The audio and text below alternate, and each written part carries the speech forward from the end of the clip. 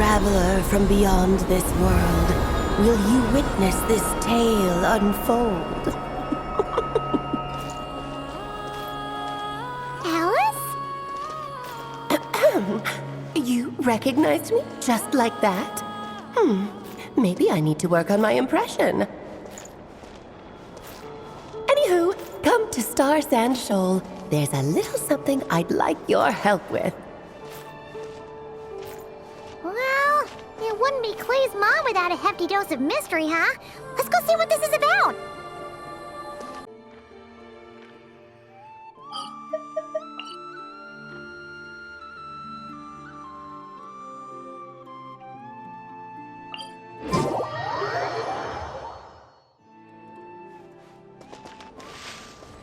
Rise with the sun! Rev the engines!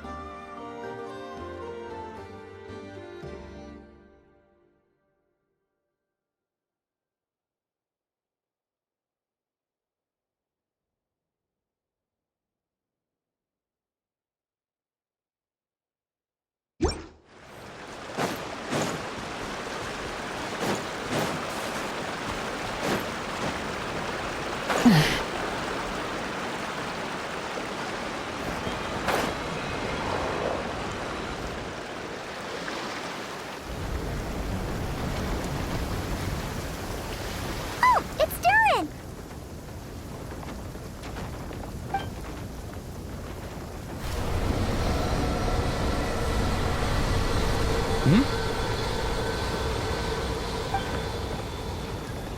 Traveler in Paimon? I'm sorry. I hope I didn't scare you. Oh, no, you didn't scare us. Just gave us a little surprise. Looks like you've gotten even more powerful now. I don't know. It just feels like it's gotten harder to control. I didn't mean to strike so hard. I'm so relieved you didn't get hurt. It's all good. We've had worse. No, don't worry about that. It's been very stable ever since I got this body. Rubedo made sure of that.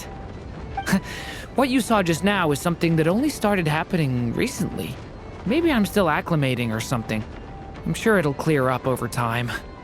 Anyway, what brings you here? Did you need something?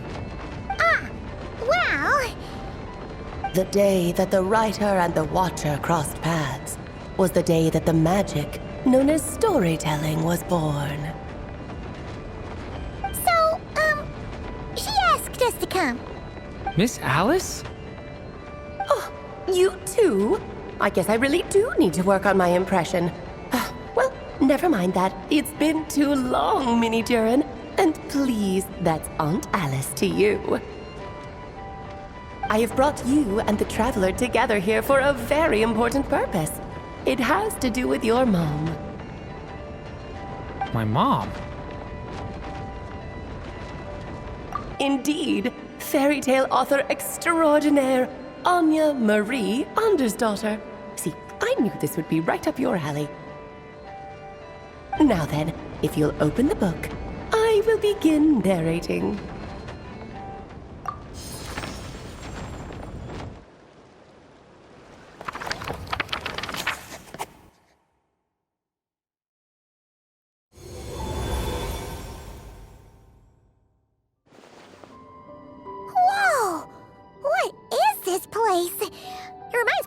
of Simulanka.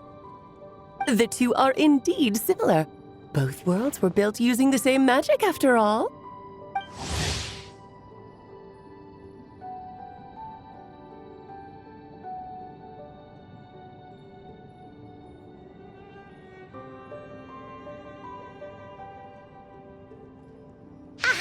So it is Alice! Hello, Aunt Alice? Oh, no need to be shy. Just think of me as one of your mother's dearest friends. You keep talking about stories and magic. What's this all about? Simulanka 2.0 or something? Certainly not. Simulanka was a peerless masterpiece. Without the original author, it would be impossible to create a sequel, even for me. But you are right about one thing. Just like last time, I want to show you a work of magic that has to do with storytelling. What's this? This is your mother's dying wish. My mother's dying wish was a book? Let me answer that with a question. What do you suppose would be a writer's greatest regret? Have you ever read a book called The Little Witch and the Undying Fire? Oh, well, you're missing out. It's a wonderful book. It began as a little game at our tea parties. Each of us took turns writing the next part of the story. I wrote the first volume, then the other mages took their turns. Em was tasked with writing the final volume and tying everything up. But by the time everyone had finished writing their parts, Em had passed away. Oh, it was a terrible shame. A true tragedy. And that is the answer to my question. A writer's greatest regret is to leave a story unfinished. But all is not lost. I couldn't stand the doom and gloom of it all, so I went ahead and wrote an ending myself on her behalf. Then what's this book? This is the answer your mother gave to the same question. In her eyes, this was her greatest regret. She made me promise that I would bring it to you because she believed the only person who could resolve this regret is you. So my mother's greatest regret is another unfinished story? You could say that. And I guess resolving the regret means finishing the story? That's one way to put it. Oh, is a straight answer too much to ask for? Her answer was quite the opposite of what I'd expected. But oh, how touching it was. I'd love to tell you what she said, I really would. But that would spoil the plot, and we can't have that. Spoilers ruin everything. Oh.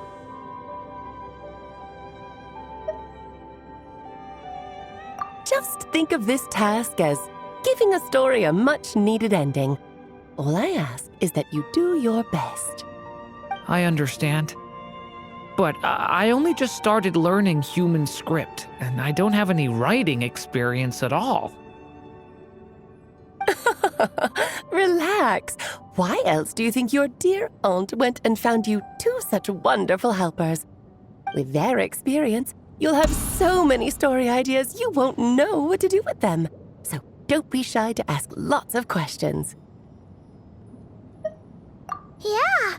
If it's to help Durin fulfill his mother's dying wish, then we're in. Aunt Alice, could I ask, what kind of story was my mother hoping to write? I had a feeling this might come up, but that answer isn't mine to give. You'll have to find it yourself, here inside this book. Don't worry. We'll help you come up with loads of ideas. Yeah, let's find a nice spot where we can settle in and read through this thing. We could even get some snacks, too. Oh, the actual process might not be quite the walk in the park you're imagining, Paimon. Why's that? Because when Em created this book, she borrowed my magic. In other words, it's not a book you can just pick up and read. It's a magical book. Its chapters are scattered through memories of the past. Gather them all, and the book will show you its secrets. So, where are we supposed to find these memories?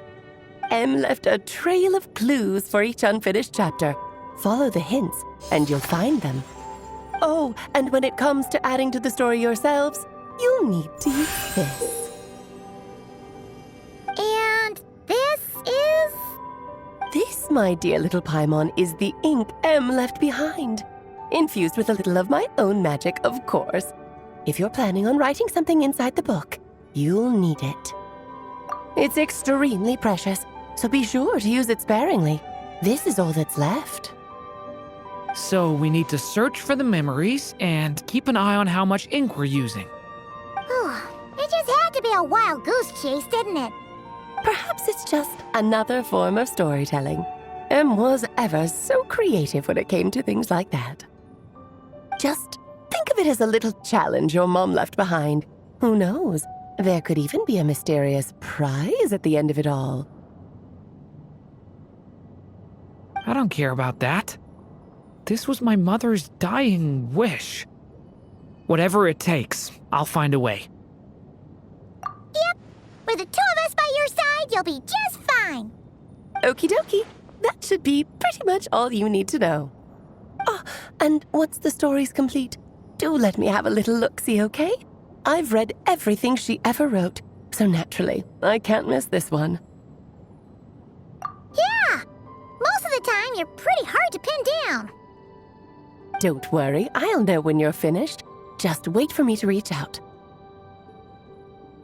All right, off you go. I can't wait to hear how the story ends.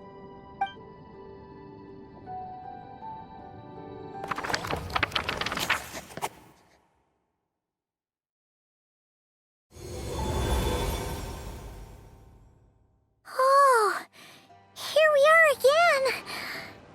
Alice's magic really is incredible, huh? Right. Alice mentioned we should be on the lookout for clues. Huh?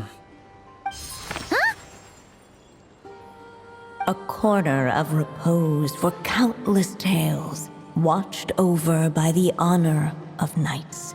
A place for stories to sleep, perchance to dream of ancient cities and the epics of ages past. There, a witch once spent a sleepless night, and all to bring forth a story yet untold. Find the place I speak of, for it is where the seeds of this story lie. Was that a riddle? Where do you think this mysterious place could be? Hey, you might actually be onto something. Guess that means we need to head back to Mondstadt? I had a feeling that's where we would be headed. After all, it's where my mother was from, and I bet it's where she wrote this story, too. Yeah, that makes sense. Still, I feel bad about dragging the two of you along on such a long journey. Don't worry about it. We don't really have much going on right now, so we're all yours. Come on, let's go!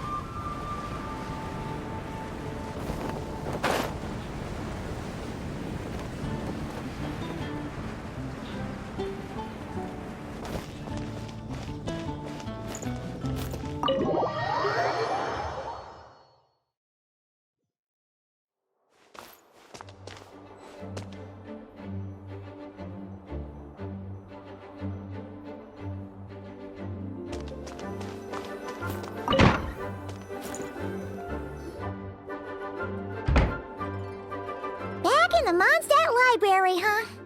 Talk about a trip down memory lane. So, we're supposed to find the seeds of the story, right? What do you think that means? Well, we're in a library, so it's gotta be books, right? But seriously, there's so many here. How are we supposed to know which ones we need? Making a racket in a library?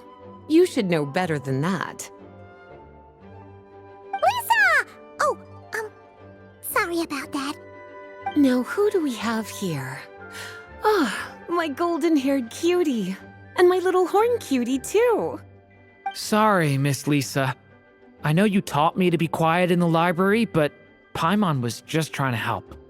Please don't be too hard on her. Well, it has been far too long since we saw each other, so I suppose I can let it slide just this once. Back when he first arrived here, poor Jean wasn't sure what to do with him, so I stepped in to lend a hand. I figured if I can handle a boy raised by wolves, then teaching one who's part dragon should be a walk in the park. Nice! Sounds like Durin was welcomed with open arms. Why, of course. Now, let's save the reminiscing for another time. I'm sure you're here for a reason. Did you need to borrow some books? It's kind of hard to explain. Maybe you could take a look at this. Oh?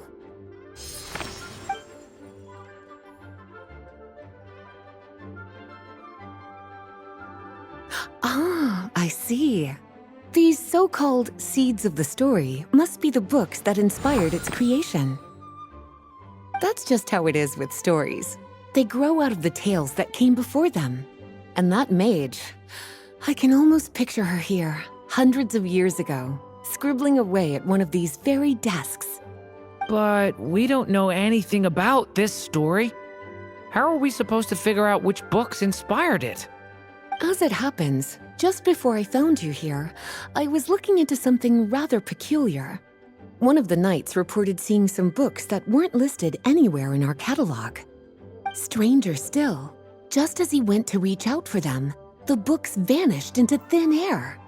And then a while later, while he was browsing through other shelves, there they were again. Seriously? That particular knight knows this library inside and out.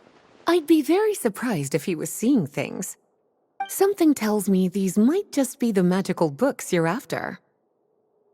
According to the report, there are 3 of these books in total. I'll be relying on you to track them down, cuties.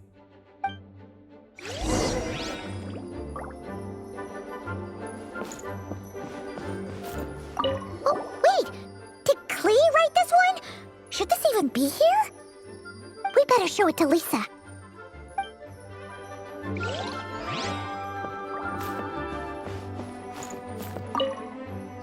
Well, did you manage to find them?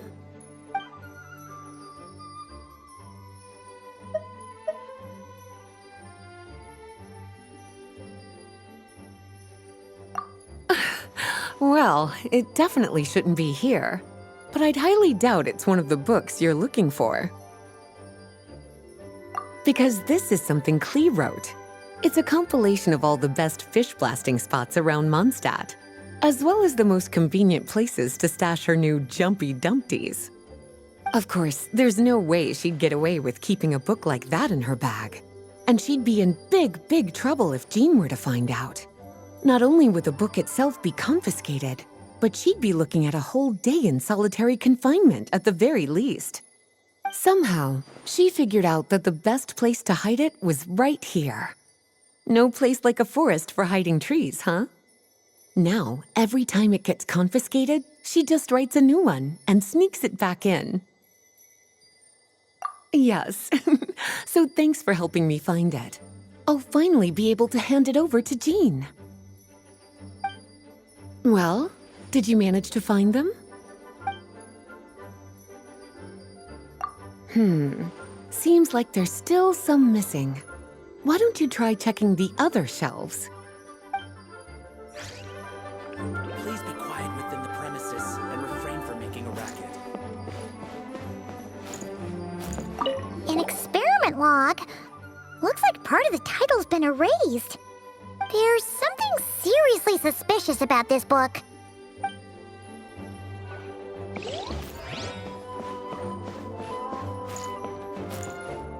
Kinda looks looks like a poetry collection. But why is part of the title missing? Let's see what Lisa makes of it.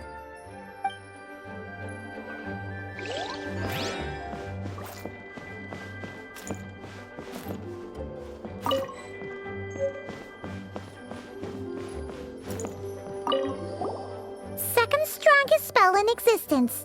Do not show Klee. Wait, there's actually a book like that right here in the Mondstadt library? That title's just gonna make people even more curious. Huh.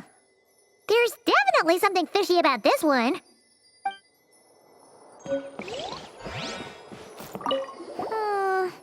Let's hang on to this one for now. Could be one of the ones we're looking for. It's one of M's, after all. Premises and refrain from making a racket. Well, did you manage to find them?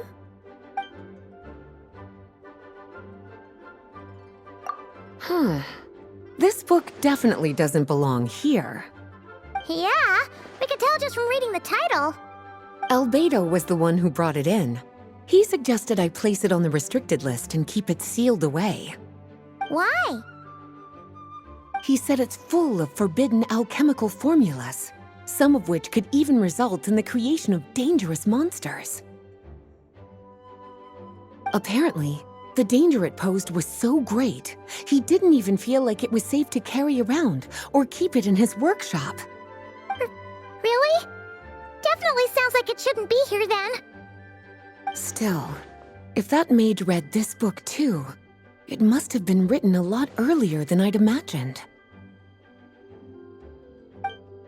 Well, did you manage to find them? Truly extraordinary, and certainly not the kind of thing that should be just lying around. In fact, Miss Alice gave strict instructions about it. So, it's some kind of book of spells? Paimon's guessing magic this powerful should be kept a secret. It's true. This book does contain one of Miss Alice's spells. But honestly, virtually no one could actually pull it off, even if they tried. The only reason it's even meant to be in the restricted section is because we can't let Klee get her hands on it. After Klee was born, Miss Alice advised us to seal it away. She even added that little subtitle herself. So, it's to keep it away from Klee, huh?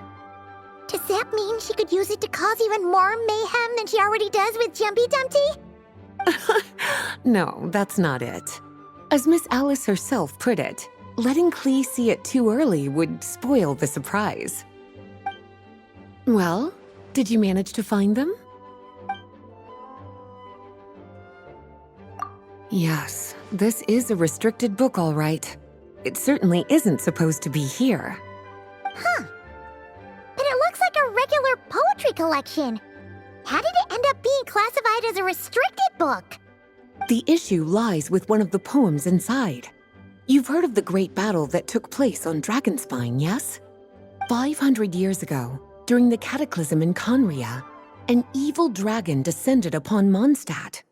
A fierce battle with Dvalin ensued, but in the end, the evil dragon fell, and Dragonspine became its resting place. You're talking about Durin. The Durin of Dragonspine. Well, the poem in question turns the whole battle into a dance, with the evil dragon recast as an innocent child who came here in search of friends. But given all the suffering experienced at the claws of that dragon, how could the people of Mondstadt accept such a retelling? Bards are often accused of inventing history or distorting the truth in their ballads. But this one hit a bit too close to home. And since the knights back then were unable to track down the author, they decided to ban the entire collection, blot out the title, and seal it away for good. So the version in the poem, it was all a lie? I'm afraid that question is something only the dragon himself could answer. Well, would you look at that? Seems like these are the little troublemakers you're after. And all three just so happen to be forbidden texts. What kind of story requires reference material like that, I wonder? Forbidden texts? You know, the first you mentioned that the library had a restricted section, Paimon thought you were just trying to scare us. Are you saying it actually exists? Not really something you should be poking your little nose into, is it, cutie? Sorry. Seeing as it was Miss Alice who asked you to look for these books, I won't question the matter. But they'll need to be sealed away again once you're done, so don't forget to return them. Don't worry, Miss Lisa. I won't forget. Well then, that's all from me. After all that hard work, I think I've earned myself a nice cup of tea. Alright, we've gathered all the reference books. What's next?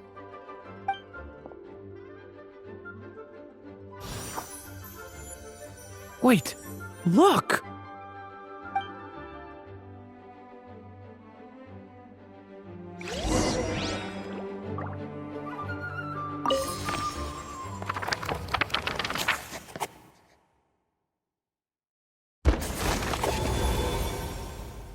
Long, long ago, an evil dragon descended upon the human world, bringing terrible calamity in its wake. Bravely did the people resist, until at last, the dragon lay slain. Later, a witch with a love for stories came upon the tale of the evil dragon, and for reasons she could not explain, felt a pang of sorrow on its behalf. For she knew, despite its body being born of wicked alchemy, all along, the dragon's soul was that of an innocent child. Right up to the moment of its death, it had no choice in becoming a vessel of calamity, nor could it fathom the cruel fate that lay before it. Though the witch had a love of stories, she was not pleased with how this one ended. No, that won't do, she thought. I'll write you a better ending instead. And so she set off to do just that, borrowing a little magic from her friend. With it, she wove a dragon's egg, resolving to rear a dragon child of her own. Yet long in thought she lingered, wondering what kind of world her little dragon ought to behold upon waking.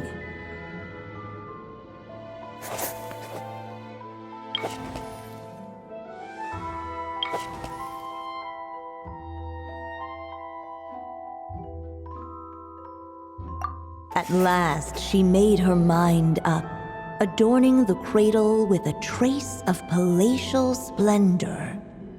Then, she quietly waited for the egg to hatch.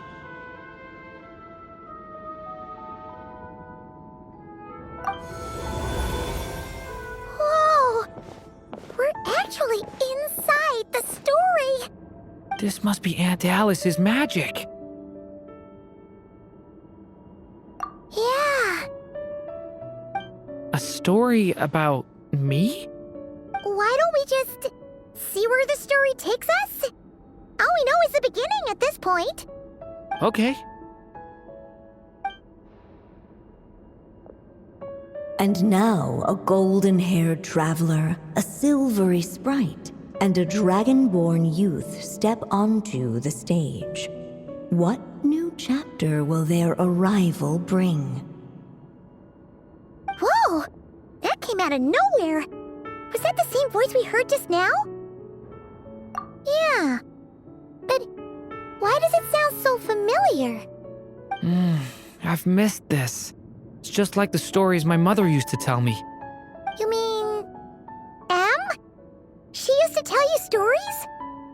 Yeah, she loved it. Back when she was still alive. Sorry, we should focus on what we're here to do. So, now that we're in the story, what's next? The dragon youth wondered aloud. Yet all he could do was wait for the story to unfold. Of course, there's something to be said for helping it along. Perhaps a little exploration could prove fruitful.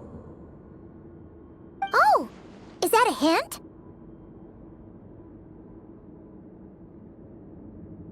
Yeah, I agree.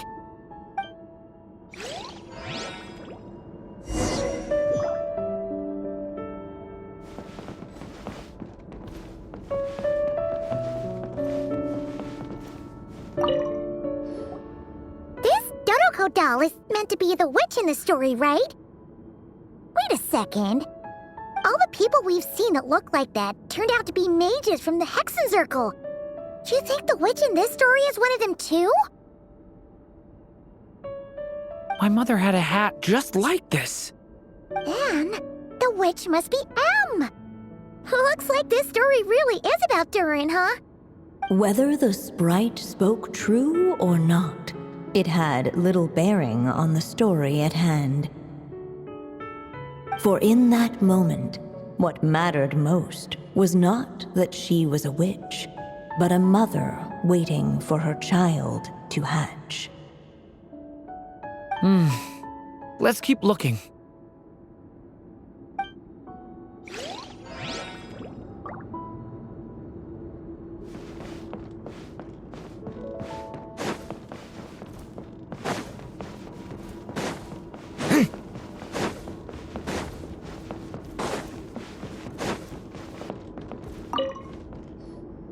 Look at all these books.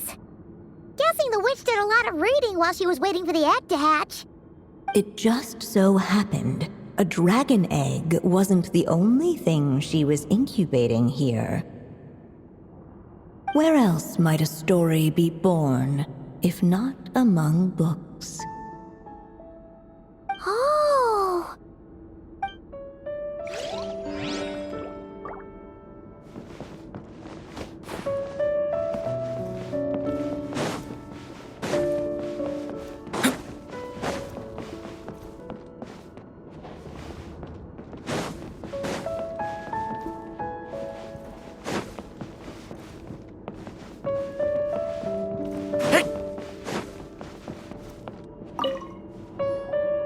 This must be the dragon egg, right?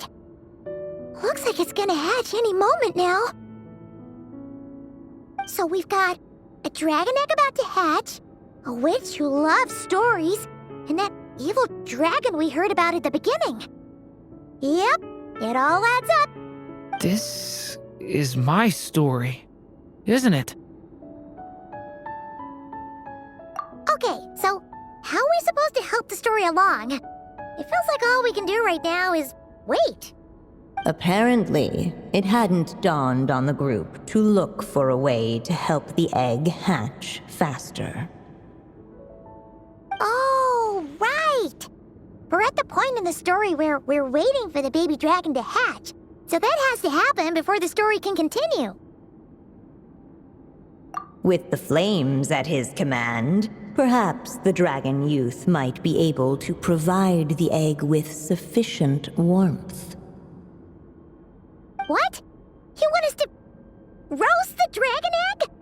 The silvery sprite's surprise betrayed her lack of reading, for in countless tales it is told that only by fire's embrace will a dragon's egg hatch swiftly. Huh, you kinda have a point there. Okay, I'll see what I can do.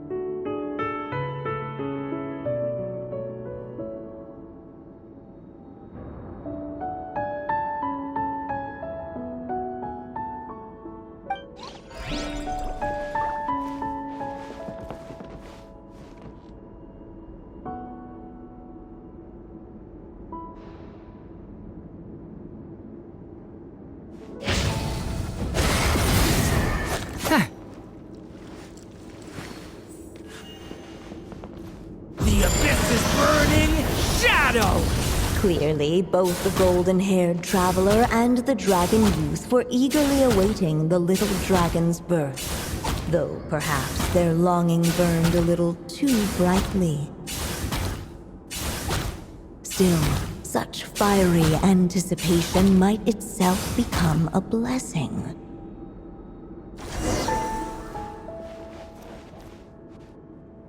At last, under the witch's expectant gaze, the little dragon broke free from its shell.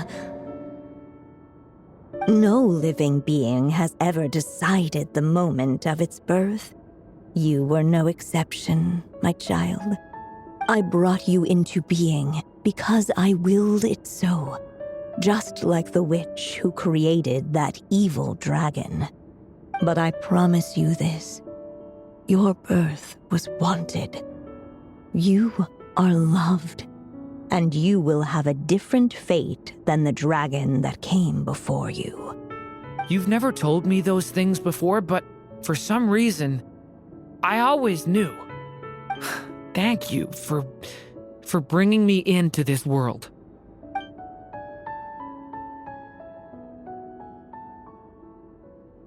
The waiting witch did not feel lonely, for she had 3 visitors by her side. Together, they beheld the hatchling's first breath of life. Holding her dragon child close, the witch promised him a life unlike that of the evil dragon. And so, nestled in his mother's warm embrace, did the little dragon's story begin.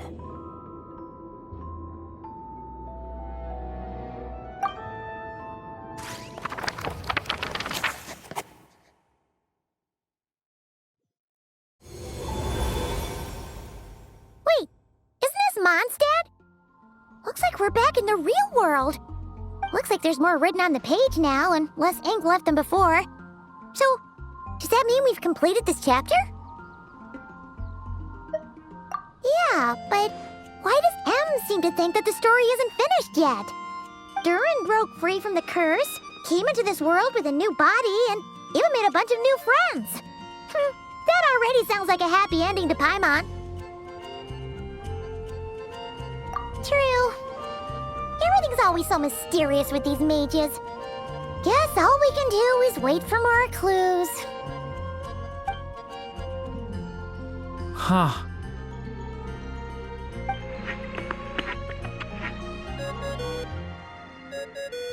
Is this thing on? All right, that should do it.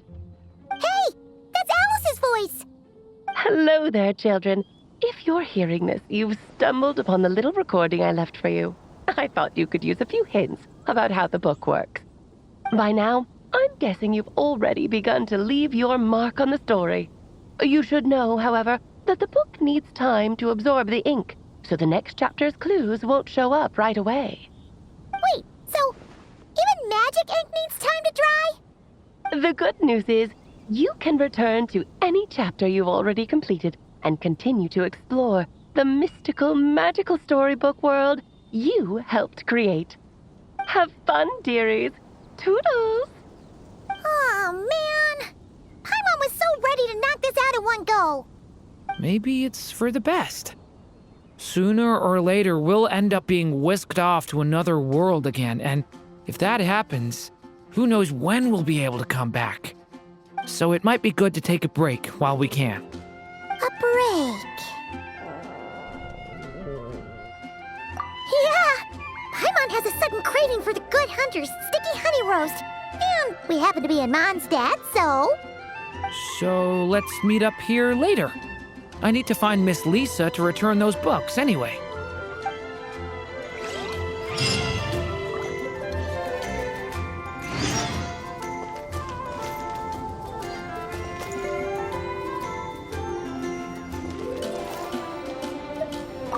Aunt Alice said we can return to the story world at any time. If you feel like checking it out again, just come find me.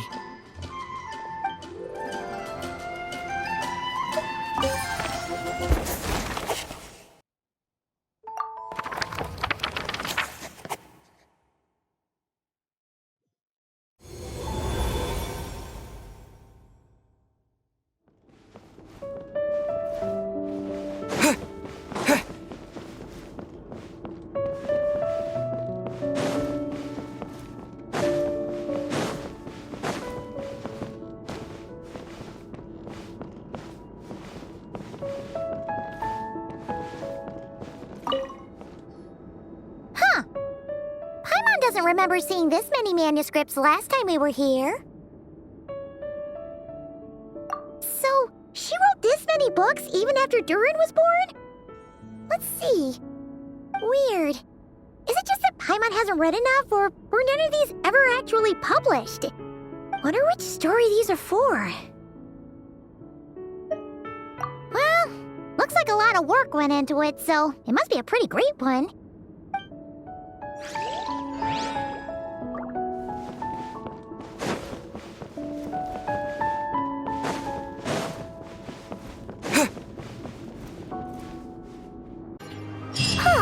Paimon's feeling totally recharged after such a long rest. Let's go find Durin and see if that book has any new clues.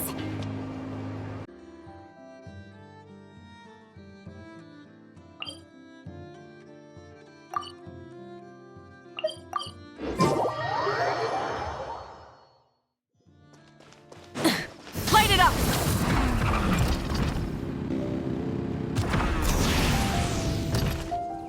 Hey, Durin! Any more clues for us? We're all set for the next chapter. Yeah, I was just about to come find you. Let's see what it says. Now sprout to life the story's seeds, stirred by wind-born melodies. Then on that breeze the music leaves, fading into distant memories. Seek the place where wind and tale entwine, and once there, make 3 riddles into verse, and 3 melodies into song. For in poetry and song will this story start to blossom. Come on! Another riddle? All that talk about wind and melodies? What do you think the answer could be? Oh! Care to elaborate? Wind? Music? Poetry? Tone-deaf bards gotta know the answer. You mean Lord Barbados? Albedo introduced us when I first arrived in Mondstadt. I mean, someone like me was bound to catch his eye sooner or later. It's better that it's out in the open anyway. Now, how should we track him down?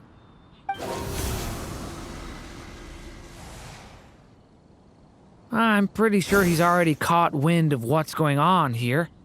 Why don't we just see where the wind takes us? Right. He definitely makes it easy to forget he's a real god sometimes.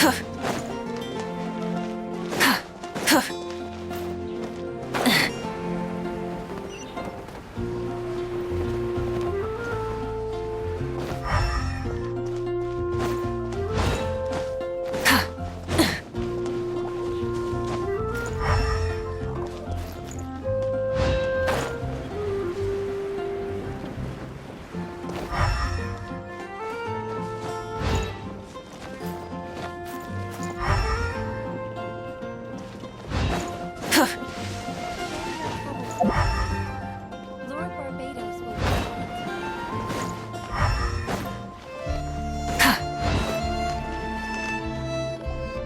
Traveler, Paimon!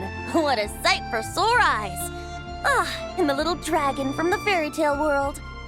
I heard your voices calling out to me on the wind. Something about needing help with a riddle? Sorry to disturb you, Lord Barbados. Disturb me? Not at all! To tell you the truth, I'm just as curious about this riddle as you are. Let me take a look.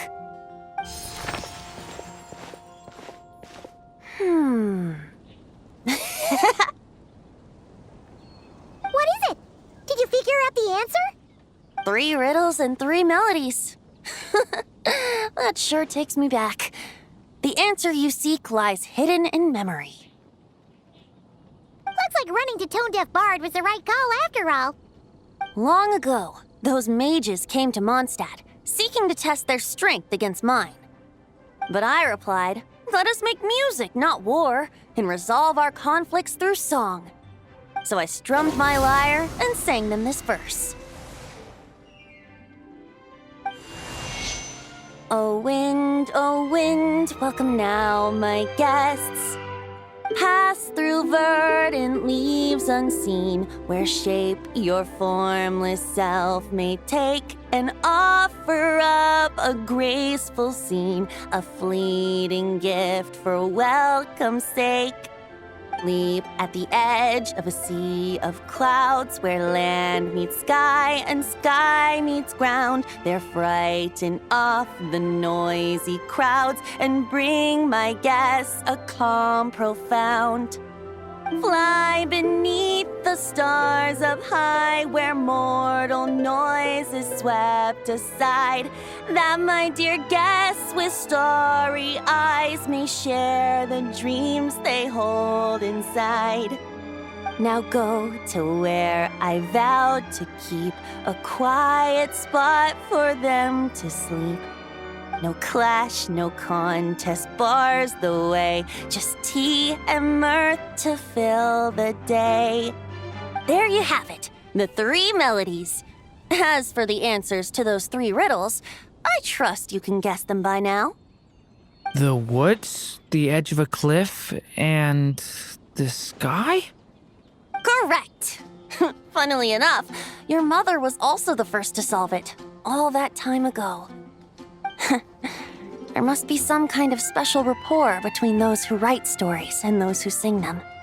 The woods, a cliff, and the sky. Oh! So that's where it is!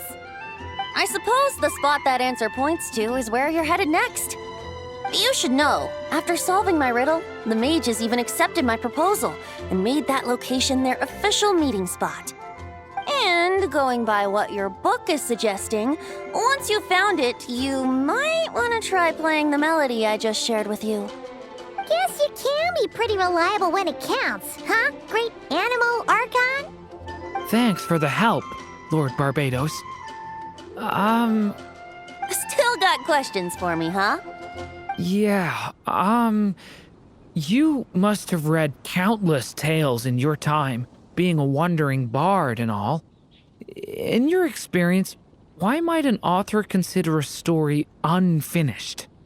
Unfinished? Well, I guess if there's something left to accomplish in the story, or, if the last line goes, to be continued. Huh? Wow, your helpfulness lasted for like 1 second. In all seriousness, I would think the answer to that question lies in your mother's story itself. It's not my place to pry any further. All right then, we should get going.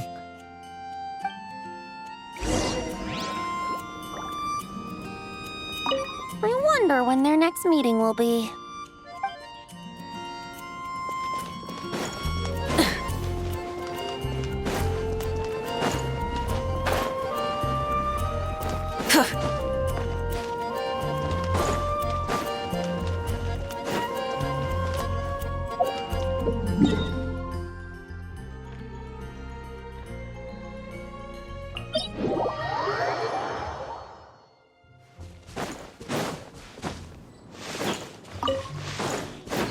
Rise with the sun!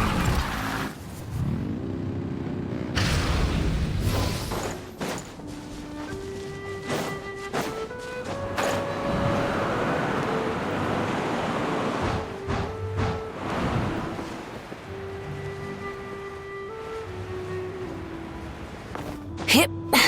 Hup. Okay, we're here! Now, we just need to play the 3 melodies, and we should be able to gather the memories for the next chapter, right? A musical performance? Huh. Out of all the things Miss Lisa has taught me, that's the one I'm worst at.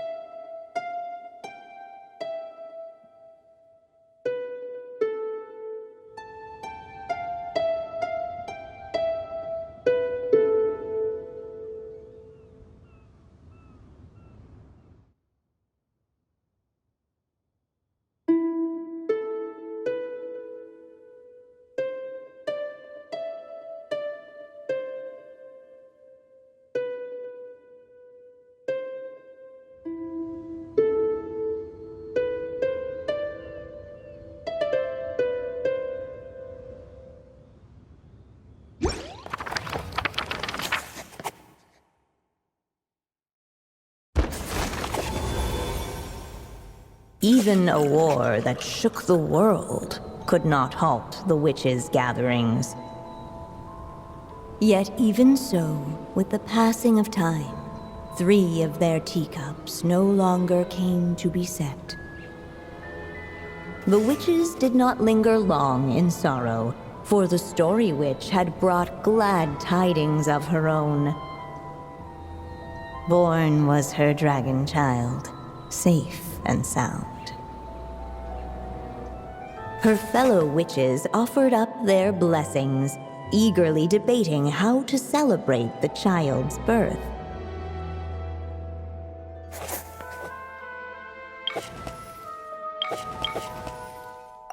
In the end, they settled on the sweetest candy they could find. After all, what could be sweeter than the arrival of new life? And so, the witches' gathering turned into a birthday celebration.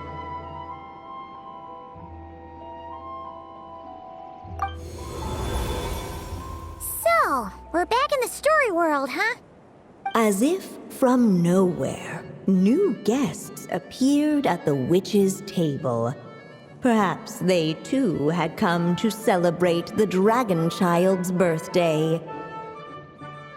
Yet while everyone else was busy thinking about what kind of gift to offer, these 3 seemed to have come empty-handed.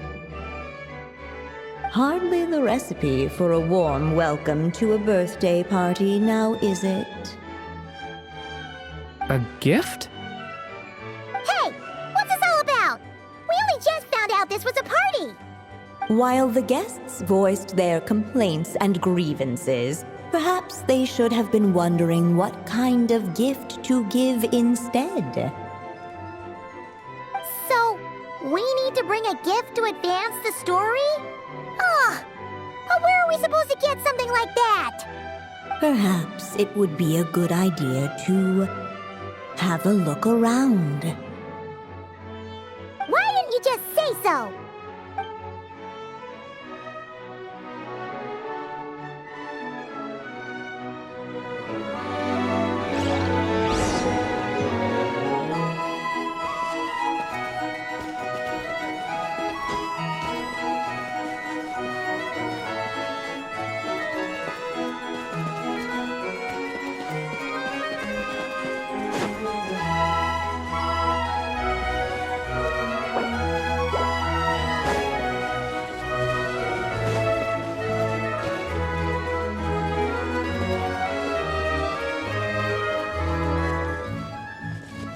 The witches went on chatting away, ignoring the empty-handed guests.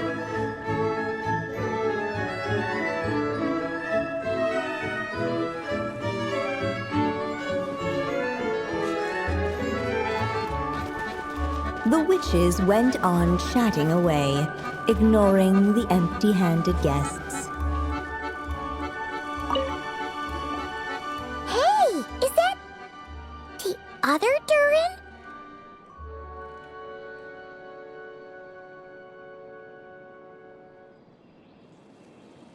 Hey, Mini Durin! Nope, no reaction. Seriously, did he doze off at his own birthday party? Brought to life by the witch's magic ink, the dragon child played with animated glee each time the tip of her pen danced across the page. Yet she could not spend all her time writing. For the upcoming witches' gathering, she had no choice but to set down her pen. But before doing so, she wrote one last line. So did the child drift off into blissful slumber. Huh, that's a bit convenient. Strange. I don't remember ever being at any of the mages' gatherings. When exactly was this birthday party supposed to have happened? No wonder you don't remember. From the looks of it, you were probably fast asleep at the time.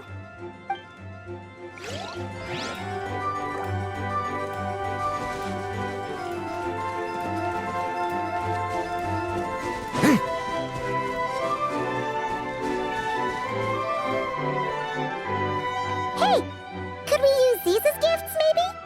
At last, the guests found something to give the dragon child. Guess that's a yes then. Which one should we go for? Still, the guests wondered what kind of gift might the little dragon really want. Should they put a warrior's sword in his hand and send him out on an unstoppable quest to save the world? Or perhaps a wandering hero's slingshot and the promise of a life of endless, uncharted adventure? Or maybe even a scholar's tome and the chance to take on all the world's unsolved mysteries. Okay. Wow. That's a lot of pressure all of a sudden. Oh yeah! Technically, we're actually picking a gift for you. So, which one would you prefer? You want me to choose? Wow, this feels kinda special. How come? For as long as I can remember, I've spent most of my time living in the stories my mother created. I always thought my mother had everything written out for me already, just like the toy figures in Constellation Metropole. What I wanted to do with my own future. That's something I've never really thought about. What did I want back then? This is the first time I've ever asked myself that question. Sounds like this is the perfect opportunity to answer it then. It's been a while since you left Simulanka, and after everything that's happened, it might be about time to start thinking about your future. Then let me give it some thought.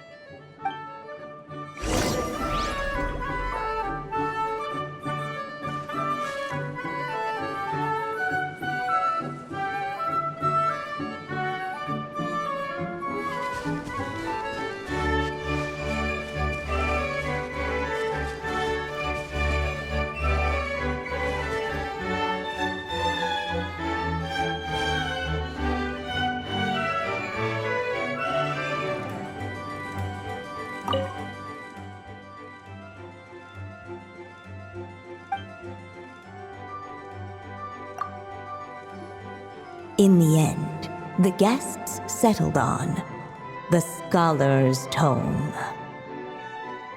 So you're the scholarly type, huh? I just feel like I should learn more about the way the world works. What makes you say that? I'll give you an example. Did you know that in Mondstadt, using fire to catch fish is a punishable offense?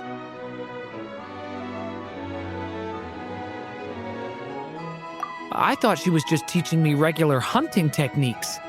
It was only after Master Jean caught me and sent me to solitary confinement that I realized I'd misread the situation. So much of what's considered common knowledge in your world just wasn't in Simulanka. So I have to learn, or I'll keep causing trouble for everyone else.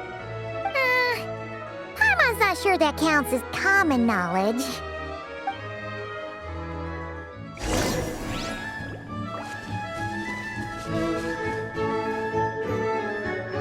Alright, they should let us in now that we've got a gift, right? Hello there. Brought a gift this time? The newly arrived guest presented his gift, wishing the little dragon a future as a wise and accomplished scholar. Accepting the guest's blessing, the Story Witch invited him and his friends to take their place around the table. Finally, she could introduce them all to her dragon child, telling all in attendance about the moment of his hatching, and of course, the name he'd been given. It was then that the Seer Witch, diviner of the stars, withdrew her gaze from the heavens and turned a sorrowful glance upon the little dragon. You gave him the same name as that evil dragon? That's right. But the life I intend for him shall be very different. What folly to love so blindly. For as you must know, a name is the mirror of destiny itself. He who bears an evil dragon's name must also inherit the fate of its previous owner. His fate has been foretold. Then I'll rewrite it. The witches at the table fell silent, for they knew the seer witch's words had never once proven wrong. Yet, just as clearly, they recognized the story witch's resolve, for there is scarce a force in this world more fearsome than a mother's love. At last, the merry witch stepped forward, dispelling the uneasy silence. So be it. Then we'll all lend a hand. Together, we shall rewrite this child's fate. You mean to defy one of the fundamental rules of this world? I refuse to be shackled by such rules. Besides, this is a witches' gathering, is it not? What could be more fitting a subject for this occasion than to defy them? Oh? Sounds like an interesting experiment. I suppose, were we to succeed in this endeavor, we might bring a touch of wonder to this otherwise dreary sky of stars. The merry witch finally talked them all round, just like she had done many times before. Warm and strong as the sun she was, so much so, in fact, that those who her light shined down upon had no choice but to bask in it. And so the witches readied their gifts, 3 marvels of the cosmos. For this child, I shall decipher the ravings of the heavens and lay bare before him the trickery of fate. For this child, I shall leave a formula powerful enough to unravel the very origins of this world, that he may seek another solution for the conundrum of his life. For this child, I shall call upon wondrous magic to make possible his impossible wish. All the story witch had was the pen in her hand, yet with the love that flowed from it, she resolved to bring forth a marvel of her own. For this child, I shall leave behind the last story I will ever write, and with it, a path to an ending yet untold. With the witch's blessings given and received, the little dragon's fate at last began to turn. In the midst of the dragon child's birthday celebration, the seer witch proclaimed her prophecy. The child had been given the evil dragon's name, and with it, the burden of its fate. But hearing this, the story witch vowed to rewrite it all, for such was her love and resolve. And so the other witches offered their gifts in turn, marvels as rare as any in the cosmos. Together, they sought to test one of the fundamental laws of this world, in part to support a mother's love, and in part to sate their own curiosity. Oh, and I almost forgot.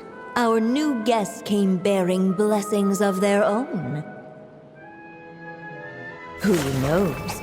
Perhaps this extra dash of wisdom might be all the little dragon needs to change his fate.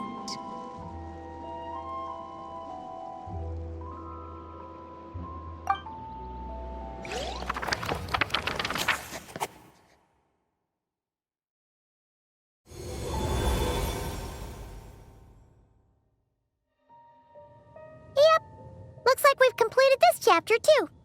Those witches in the story were the mages at the Hexen Circle, right? They sure seem to care a lot about you, Durin. But, Paimon kinda had trouble following their conversation. Just a bunch of mystery, as usual. The evil dragon's fate. Oh, is that what you're worried about? But didn't we already take care of that?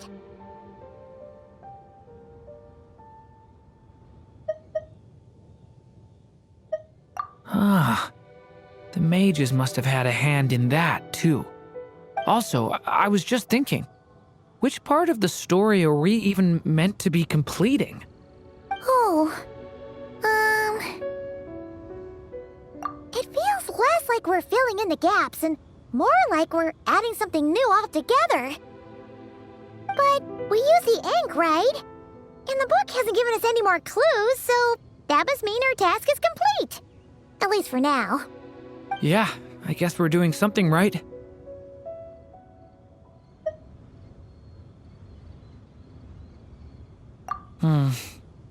Maybe I'm overthinking things. It's just, this is my mother's final wish, so I don't want to mess it up. Anyway, thanks for all your help. I'll let you know as soon as the book reveals a hint about the next chapter. Okay then. See you in the next chapter.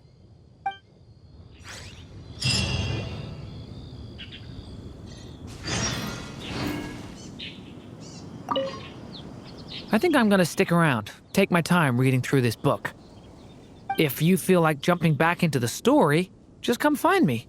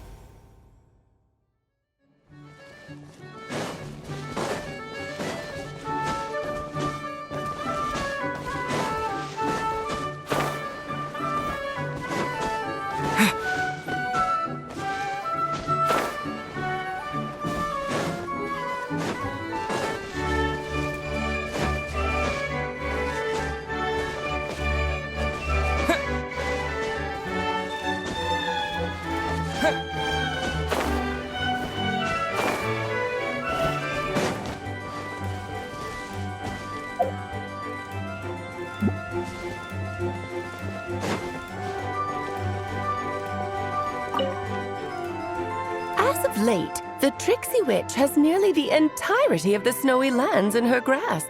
Now none but the Tsar can command her submission. Such a pity that she can no longer spare the time to join our gatherings. Tell me, does the Wander Witch still roam among the stars? Who can say how long we'll have to wait for her return? I had hoped sharing all the fun little stories from our gatherings might entice her to remain. Then how about the Memory Witch? Does she still walk the mortal realm? Yes, she has that secret mission of hers to accomplish, so she couldn't make it to our gathering. But she doesn't seem to regret her choice, so naturally, it's not my place to pry. As rare a chance to gather as this, and yet almost half of us are absent. Cheer up. At least you came with good tidings. I suppose I'm just feeling a little sentimental. After all, there will come a day when I, too, am among those absent at these gatherings.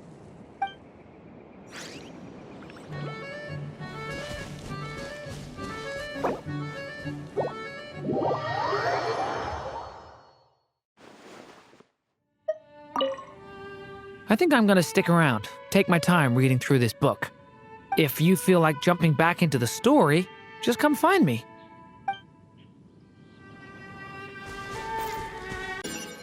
Hey! It's a letter from Durin!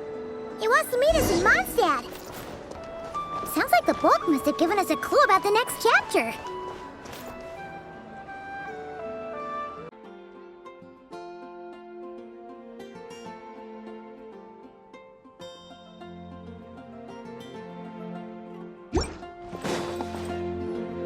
Some say the god of fate calls the outcome of every dice roll before it's even made. And that's why the secret to winning a lot of games is having that god on your side. Your luck is amazing, Kaya! Your turn. Give it another shot. Fear not, O Crimson Dragonborn, for I, the Princess of Ertelang, have bestowed upon you the benediction of the midnight hour, and with it you shall surely smite this usurper. Mein Fräulein means to say she's rooting for you in secret. Oh, and that you must, at all cost, defeat the one who snatched her limited edition card back.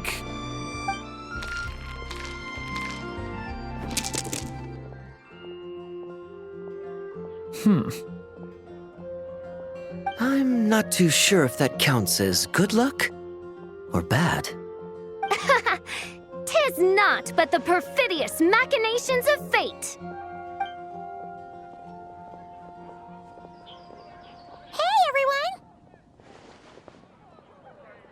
Mr. Honorary Knight and Paimon! You back!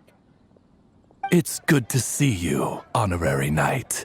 Mein Fräulein is quite invested in the outcome of this match, so please, allow me to extend greetings on her behalf.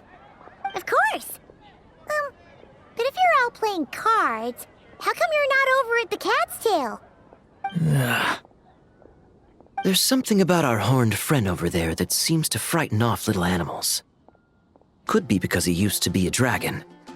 Normally, the animals just steer clear of him, but in the close confines of the Cat's Tail, let's just say, the feline residents probably consider it their turf. And we all know how dangerous a cornered cat can be. I just wanted to borrow one of their nests for a nap. One of their nests? Wait, you mean a cat sofa? Yeah, it's more comfortable for me.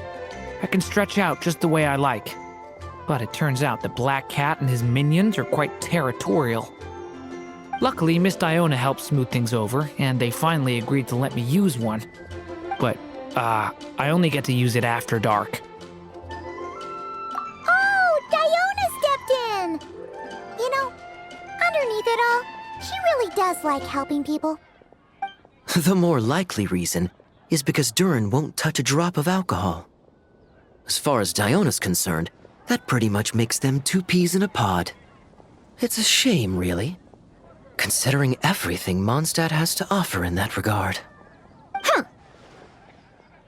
Mondstadt's alcoholic drinks are a bit too much for me to handle right now.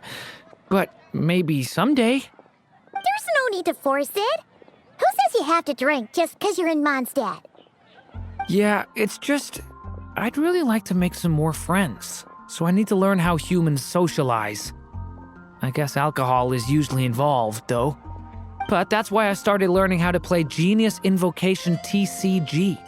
It's also a kind of social activity, but it doesn't involve drinking.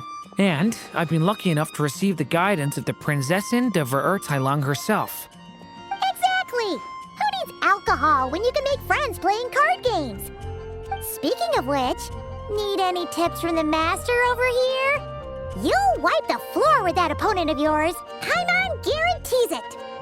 Unfortunately, with the luck he's having, not even that legendary card master from Sumeru could turn things around at this point. Yeah, that last roll wasn't great. But who knows? Maybe you'll have better luck next time? He keeps getting the exact same roll over and over. This is the third time already. If there really is a god of fate, they could have cut this kid a bit of slack. Like, I don't know, make it possible for him to roll at least one other side of the dice? I think I've lost. Must even a dragonborn, sanctified by the power of benediction, succumb to fate's insidious snares? Don't be sad, Durin. You'll definitely win the next round. You can even borrow Dodoko if you want. Mom says she brings good luck. Thanks, Klee, but there's something more important I need to take care of now. Oh, okay. So, the book's given us another hint, right? Yep, and I think I've guessed where we're headed this time. Come on, follow me.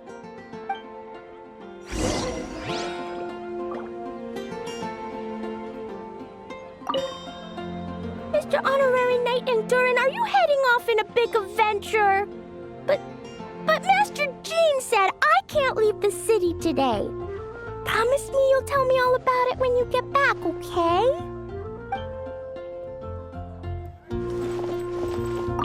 Not every day you're back in Mondstadt, huh? Care to grab a drink if you're free? So be it. Such are fate's accursed wiles.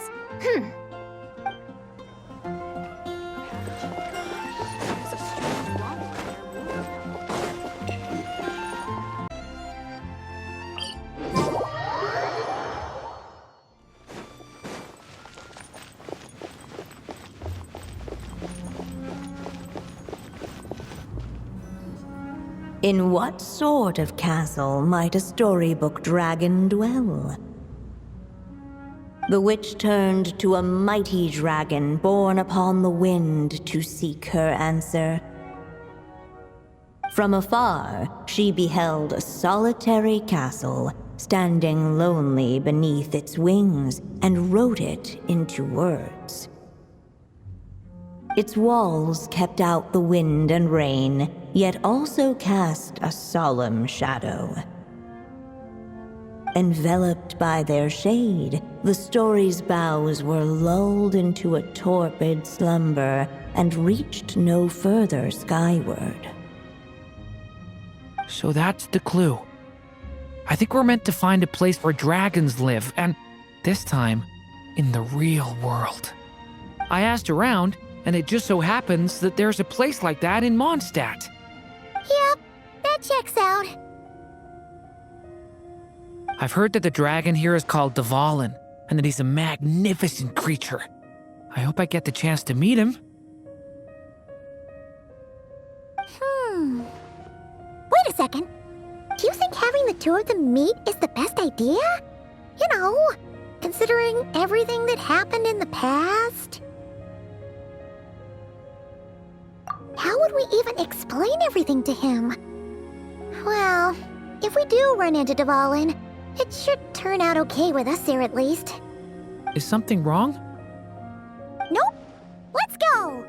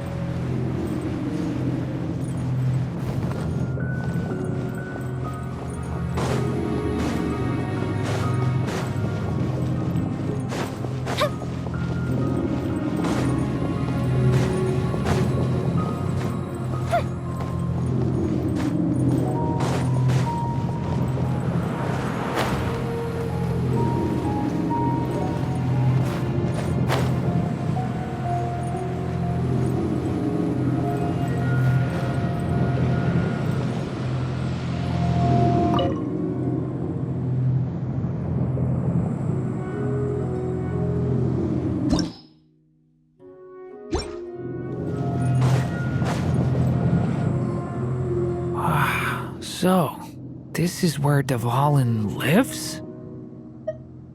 Yeah, right into the middle of a raging storm.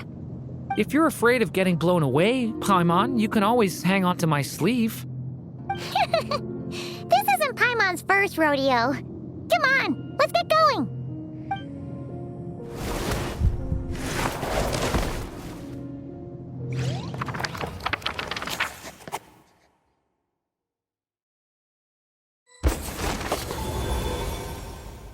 The little dragon grew with each passing day, and the Story Witch, who loved him dearly, built him a big, beautiful castle. Yet in the end, she herself succumbed to time's merciless march, setting forth on a journey to a place beyond even the stars. All of a sudden, the little dragon found himself alone. He tried leaving the castle to make some new friends.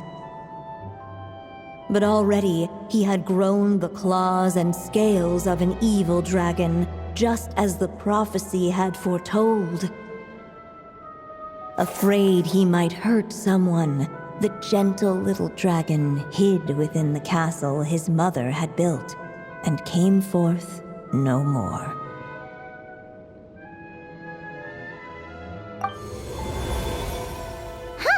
Looks like we're back in the story world. And from the sounds of it, this chapter must be about Simulanka, right? Yeah, like the fairy from the Forest of Blessings, the king of Constellation Metropole, that cat lady who turns into a box. Ah, yep. That will be Nilu, Navia, and Kirara. Oh, and there's Hat Guy, too. Only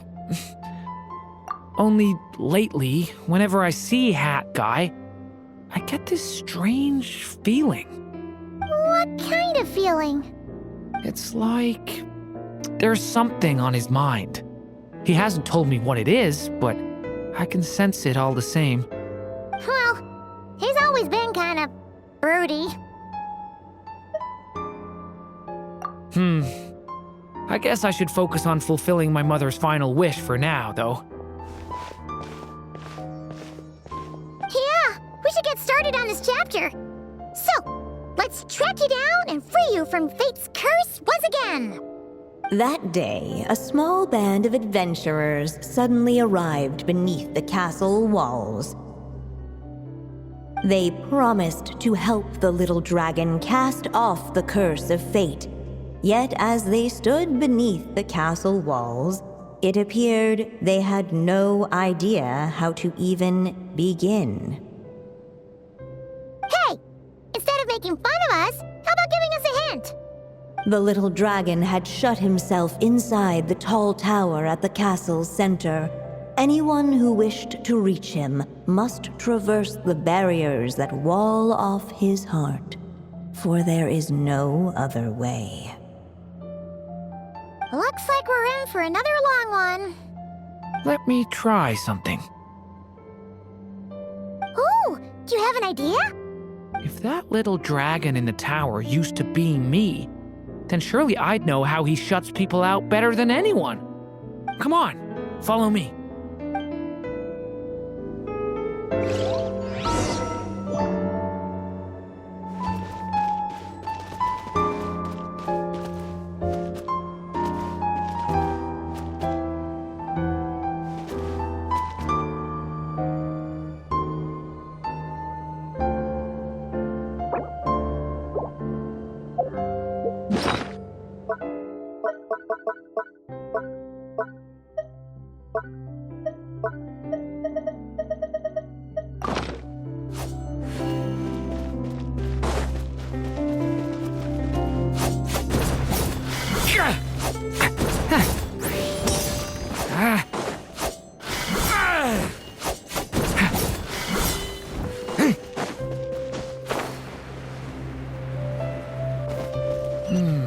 That telescope.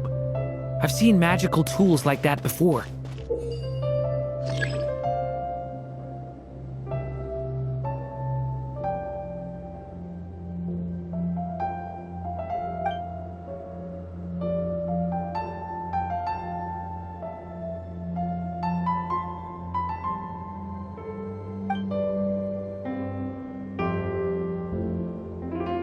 It should come in handy.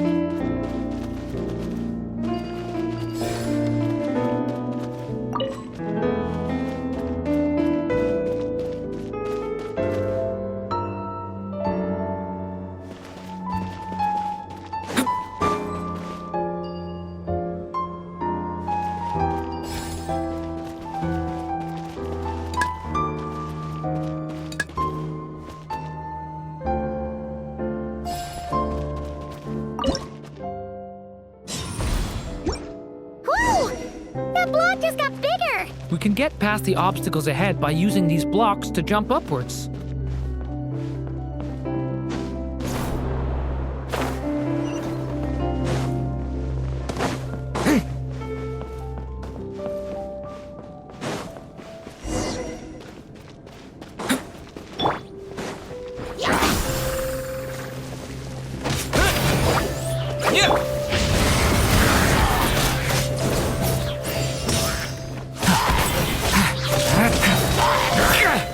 Stay away from me!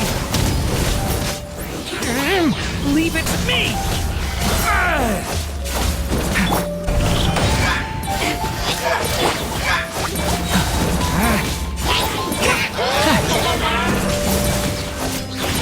Devouring claw!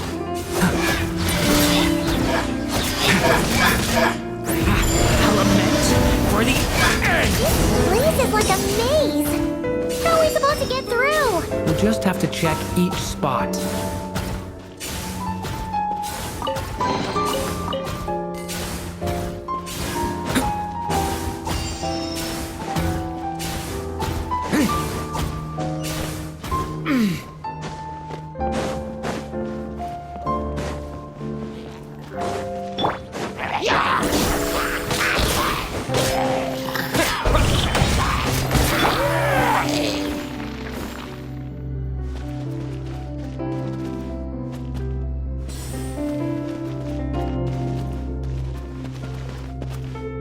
Should be able to use this block somewhere.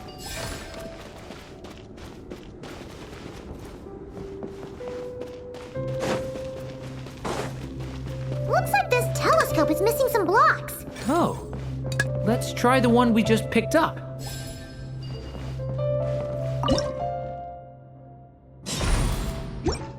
Still not enough.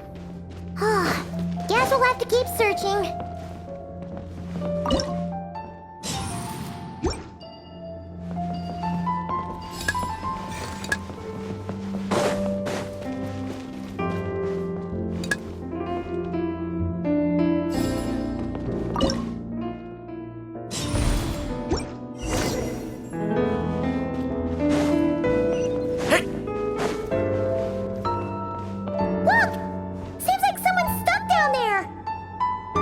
Should they continue towards the tower or plunge into the shadows to rescue those in need? A difficult dilemma indeed. The path to the tower is up ahead. We better... It's so dark here. Hey, there's a fire over there. Let's go check it out. Wait, is that? A little pixie that can fly. Are you here to help the dragon break his curse too?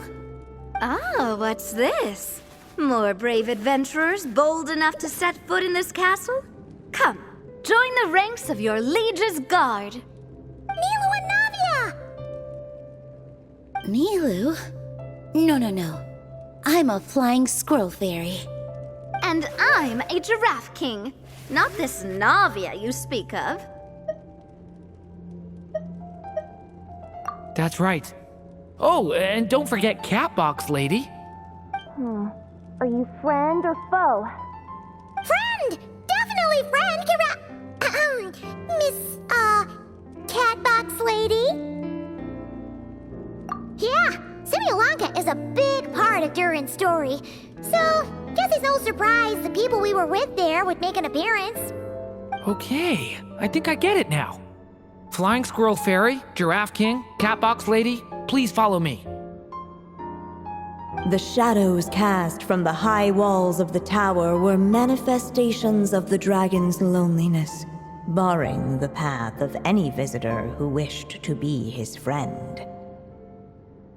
The group of brave creatures sought to aid the little dragon in lifting his curse, yet without light to lead the way, the group was trapped, waiting on a miracle. Huh. These shadows are blocking our path. It seems like the little dragon is afraid to meet us. If only we had more firelight. But you three don't seem to fear these shadows. Why? Because I carry more than enough firelight for all of us. Besides, even though we're here to complete the story, who says it can't look a little different this time? Before I met you all, I was so sure I'd never make a single friend. I pushed away anyone who tried to get close, until some kind of miracle brought you to me. This time, allow me to return the favor. I'm not sure I followed all that, but you want to help the little dragon break his curse too, right? Yes, so please, come with me.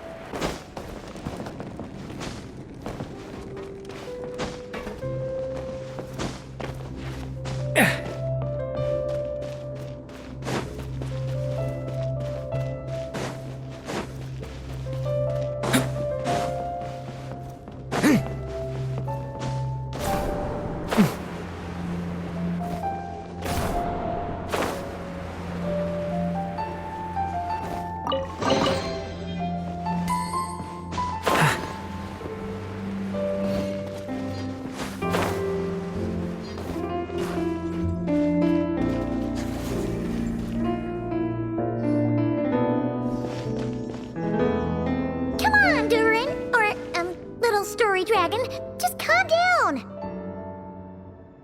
Stay back! I don't want to hurt you. Loneliness and fear had built a cage around his heart, shutting out all who would look upon him. And thus, all the adventurers could see was his shadow. Don't worry, we can help you! Don't come any closer! And that was the last the little dragon spoke. How are we supposed to persuade him if he won't even talk to us? If you can still hear me, please listen to what I have to say. Your claws and scales aren't some kind of inescapable curse, you know? You'll overcome it one day and make lots of new friends. I'm sure you think I'm lying. After all, no matter how many times you've tried to break it, nothing's ever worked. But this time is different. I brought your friends here to see you. Oh, what did you say? Hi, little dragon. I'm the Flying Squirrel Fairy, and I'm here to help you lift your curse. Will you talk to me? And I'm the Giraffe King. Don't be afraid, little one. We're not afraid of you. I'm just a cat in a box, but I'd very much like to be your friend too. These are my friends? Yeah, they're your friends in the future you've been trying to avoid. I can promise you that.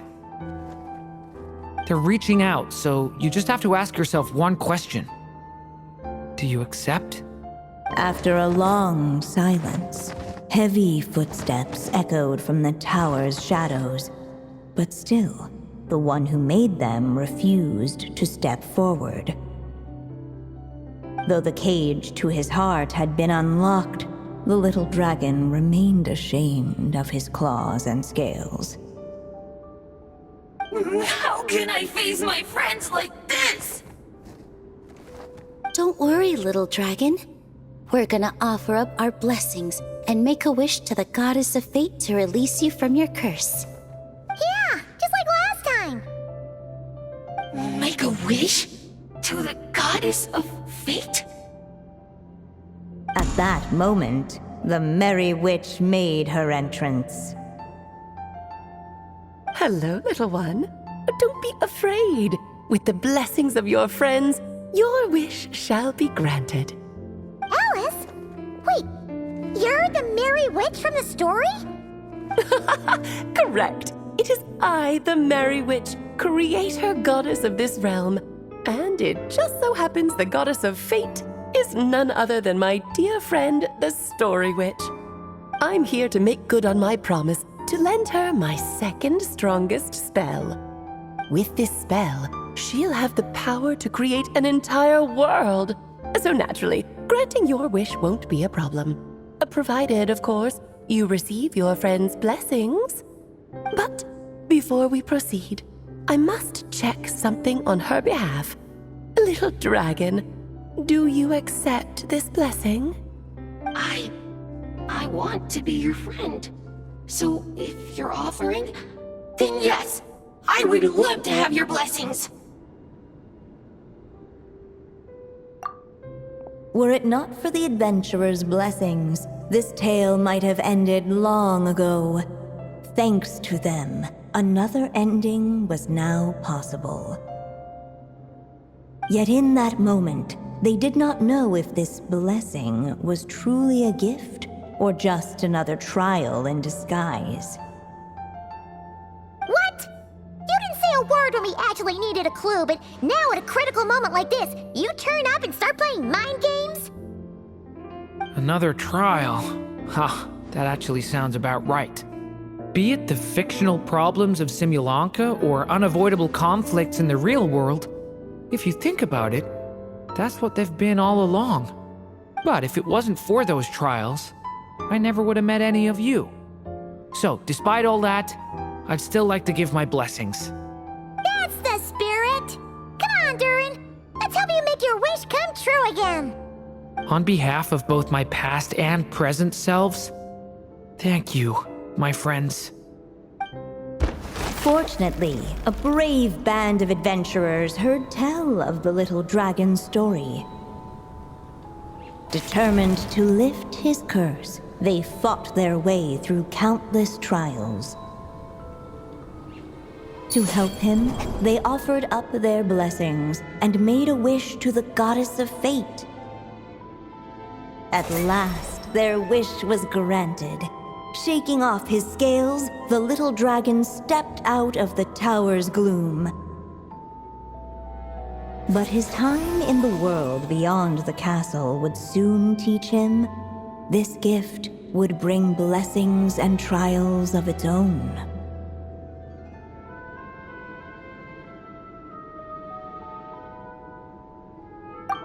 And as far as the little dragon was concerned, the tricks of fate had just begun.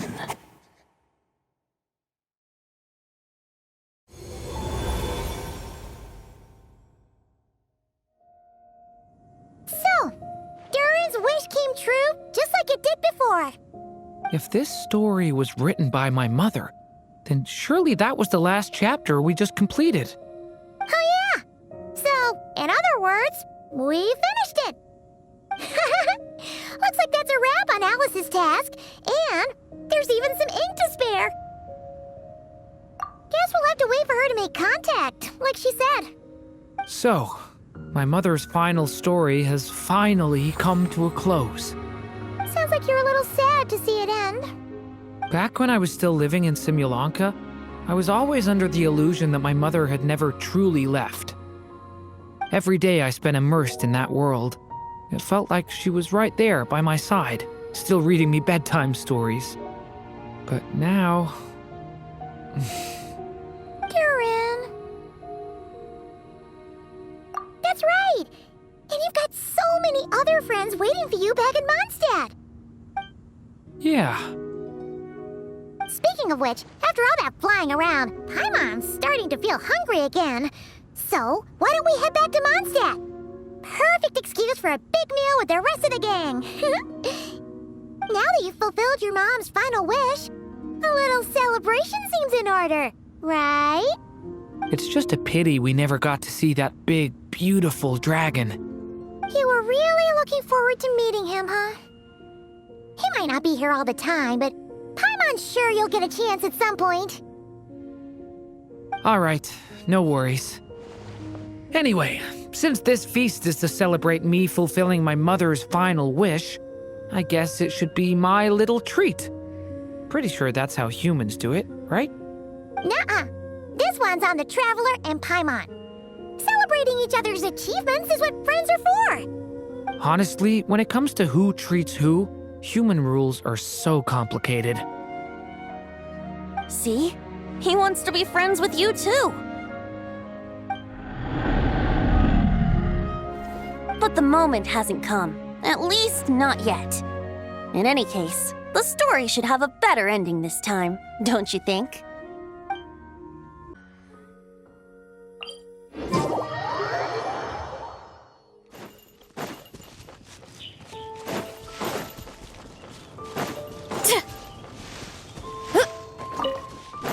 Time to roll!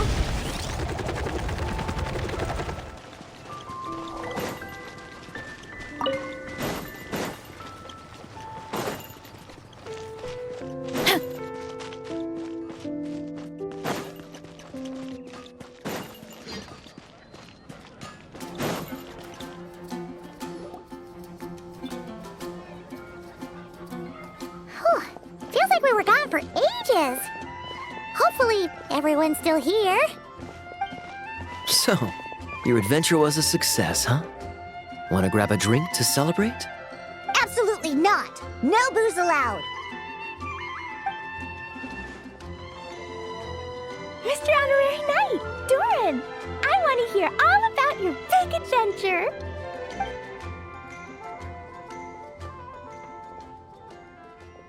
We're gonna order a big meal for everybody first. We'll talk while we eat. Yippee! Excuse me, did I hear you call him Durin just now? But wasn't Durin the evil dragon that fell on Dragonspine? Come on, miss. This Durin isn't that evil dragon from Dragonspine. Albedo said... well, it was kinda confusing. But anyway, it's super cool. Oh, is this your first time meeting him, Marjorie?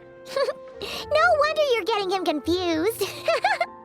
Still, even if you hadn't met him yet, shouldn't you have heard about him at the very least? At this point, pretty much the whole city has.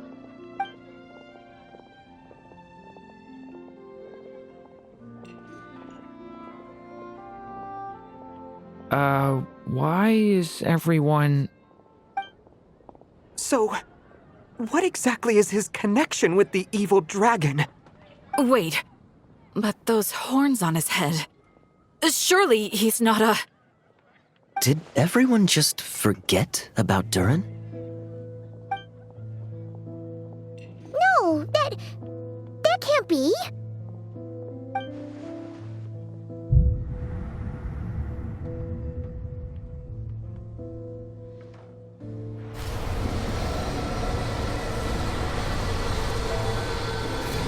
The tricks of fate had just begun.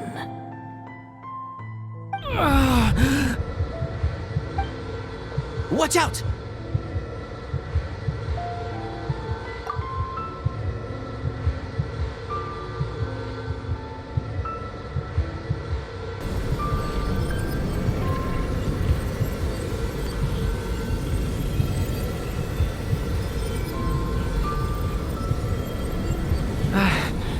No one got hurt. Did they?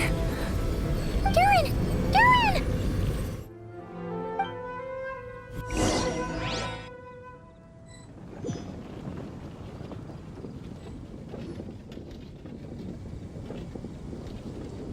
I just had Barbara check him over. He's not badly hurt, but he seems to have burned through a lot of energy fending off some kind of dangerous power. He'll need some time to rest before he wakes up. So, can someone explain what's going on here? It seems like, aside from Durin's close acquaintances, the people of Mondstadt have forgotten everything about him. How could that even happen? Worse still, the abyssal power within him is showing signs of extreme instability. Could be a separate issue, though. I'm not sure. If the abyssal power inside him spirals out of control, Mondstadt will be in grave danger. I completely agree. All right then. As acting Grand Master, I'll send a letter requesting Albedo's immediate return. Until then, the Knights will watch over Durin. That's pretty much all we can do right now. Also, allow me to look after this book for now. If you need to consult it, just drop by my office. Do you think the book might have something to do with what's happening?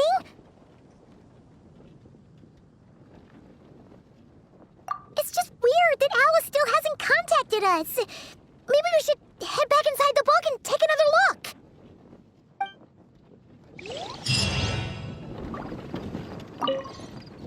No need to worry. He's stable for now.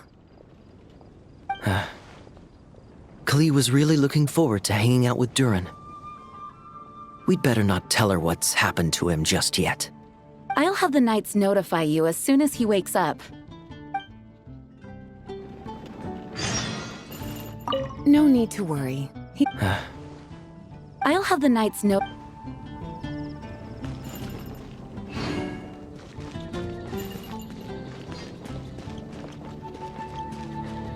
Hey! A letter from Jean! Looks like Durin's woken up! Let's go see how he's doing!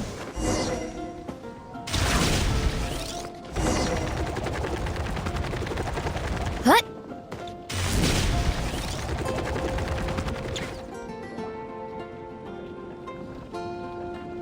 Jean! Hello, you two.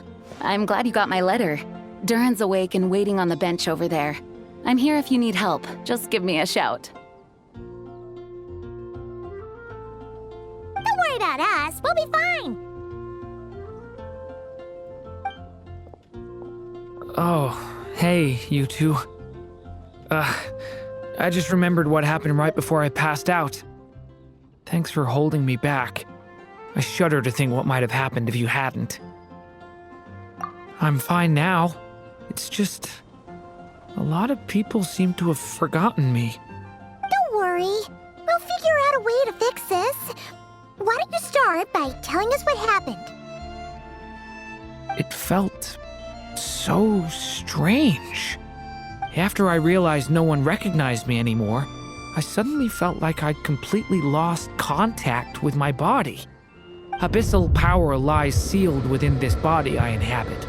So when I lost my connection to it, I lost control of that power too. It wasn't until I heard everyone calling my name that I was able to reconnect with my body. You lost contact with your body? Does that mean there's something wrong with it? Sounds like we need Albedo more than ever. I don't think the problem lies in Albedo's alchemy. Huh. But then, why are people forgetting you? Guess that's what we need to figure out.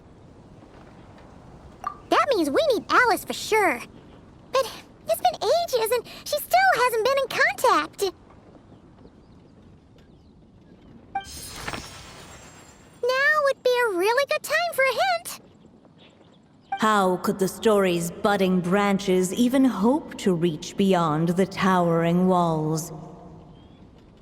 Leaving the castle, the witch went off in search of the tallest, grandest tree in the whole world. High up in the canopy of that tree, she sought a resting place, a refuge where the little sapling might take root. Go to that place, for it was there that the sapling felt its first breath of wind. Huh? Was that another clue? Does that mean the story isn't over yet? Leaving the castle.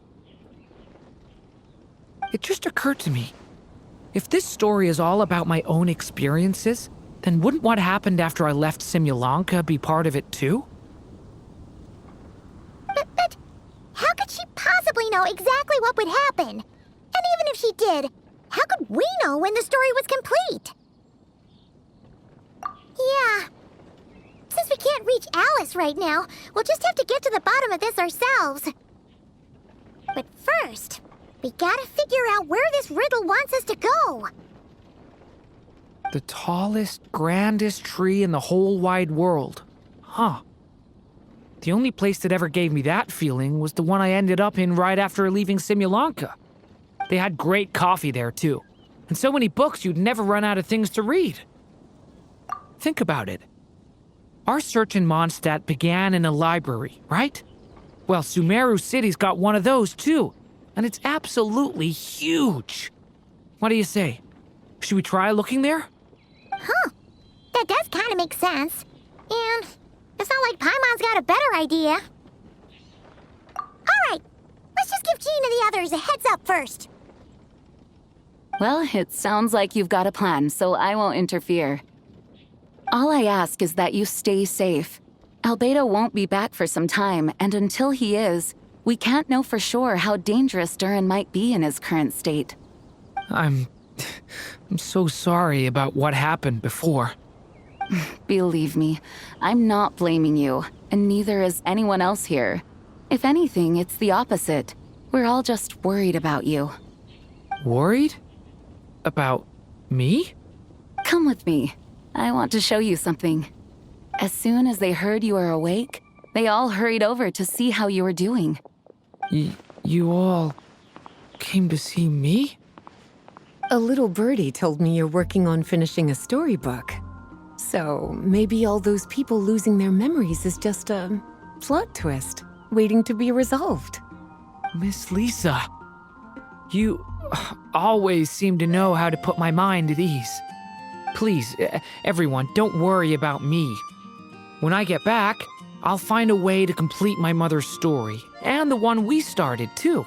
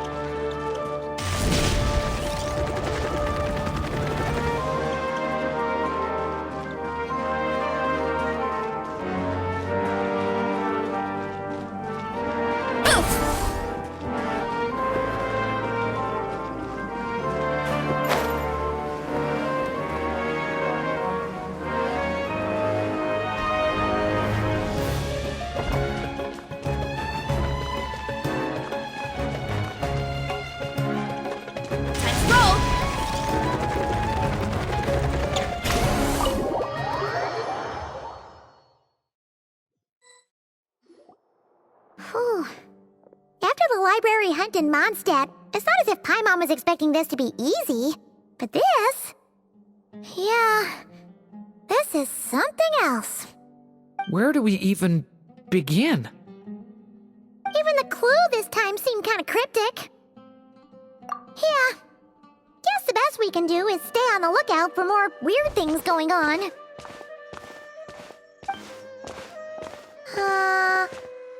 Huh?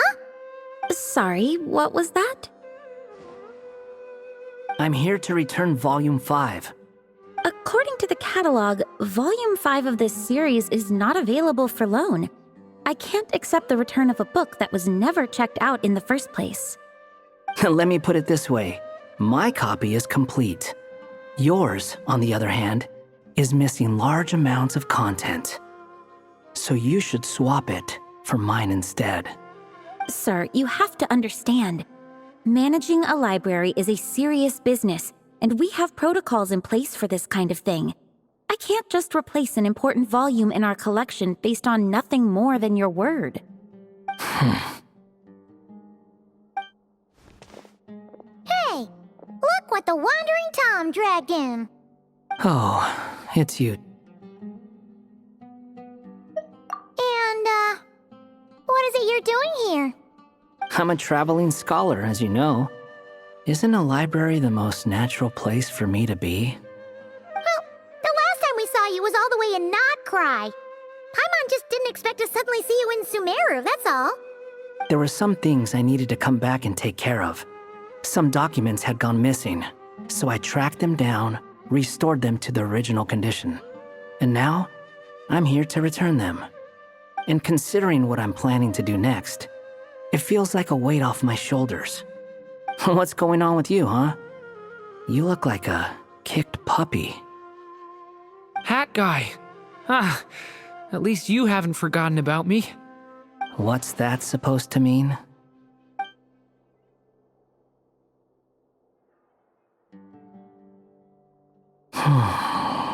So it's been getting worse. Sounds like you know something we don't. After he left Similanka, he spent some time traveling Sumeru with me.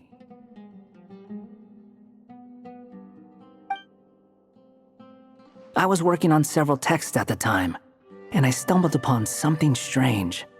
Anytime Durin of Similanka was mentioned, before long, the record would disappear.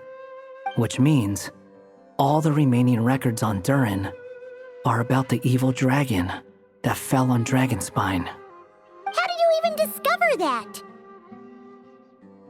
If I remember correctly, Hat Guy loved the time he spent in Similanka so much that he started writing a travel log. That's besides the point. The fact is, you're not affected by the ley lines of this world. I'm sure you can grasp the implications of what that means.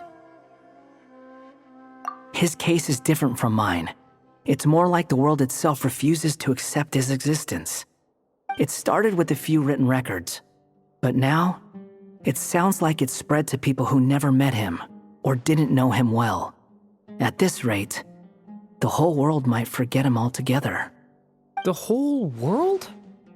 But that includes all my friends in Mondstadt, and even Hat Guy, too. So that's what you've been worried about all this time? Why didn't you just tell me? There are more important questions right now, like figuring out how to fix this.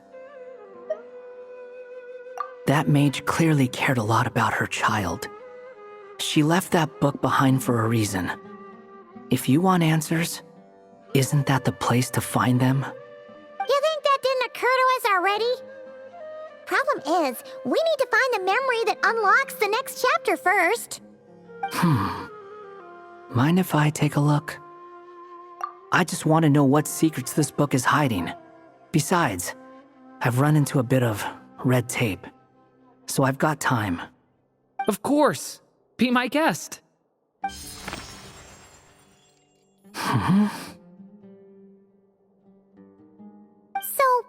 the memory we've been looking for was about you? All along?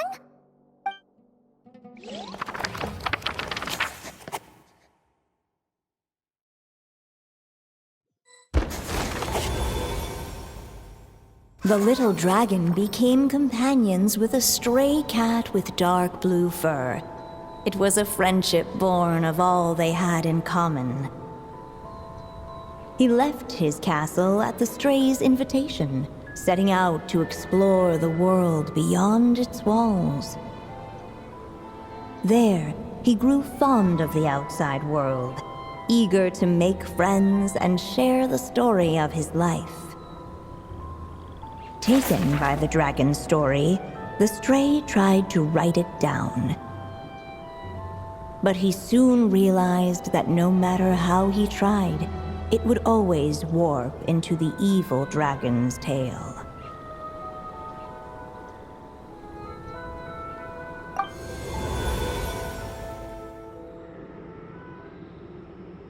So, where this chapter takes place?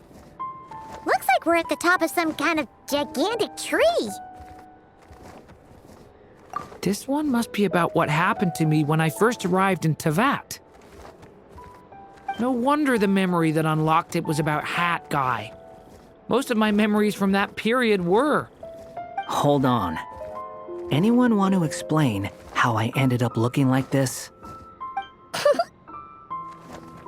Maybe you've become a character in the story too. You see me as a stray cat?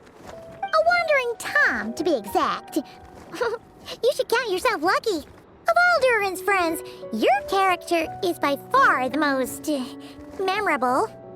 Maybe it's because I've known Hat Guy for longer, so my impression of him is more vivid than the others. Vivid?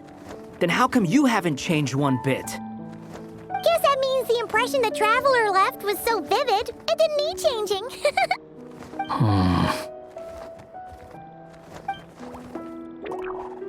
Hello, everyone! Ready for today's adventure? It's the storybook, Durin. Oh. So you're not playing yourself in this one? Does that mean the two of you have even more memorable roles to play? Where are we going today, kitty cat? Whatever. Just follow me. Same as always. Okie dokie! Can we chat along the way? If you have something to say, just say it. Was that seriously how the two of you communicated when you first got here? Yep. Anyway, how do we get ourselves out of here? Usually, the narrator gives hints to help us figure out what to do. Speaking of which, about time we got some of those, don't you think? The story's vines had woven themselves together into a giant tree, the boughs of which a little storyless dragon now paced, homeless among its leaves. He had to find a way to leave this place and set off in search of a home of his own. If he stayed, the world would erase him from its memory altogether. To leave this place? But where am I supposed to go? The little dragon felt completely lost. Just like the vines, the road ahead branched off into different directions, twisting and turning before disappearing into the mist. But as luck would have it, a prophetess waited up ahead.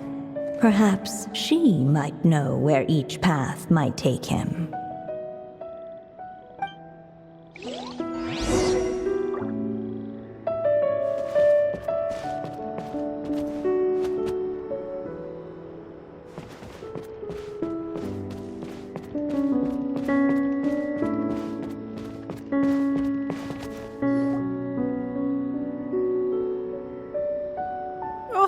You must be the little lost dragon. It's true. My friends and I are lost. This meeting was no accident. The prophetess was in fact the seer witch, here to present her promised gift. The seer witch? Oh yeah! That's Mona's teacher, right? The old hag? Insolent child. I am the seer witch, your prophetess, not some old hag. Sorry! Now, little lost dragon, I have come to bestow the gift I once promised. A prophecy. A prophecy? Hear me now, for my prophecy is this.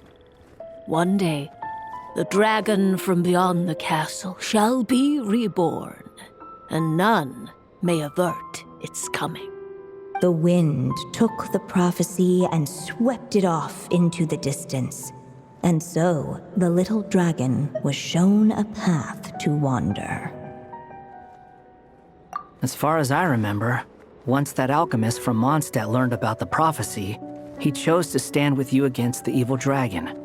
So, what does any of this have to do with you being forgotten? Oh, wise witch of prophecy.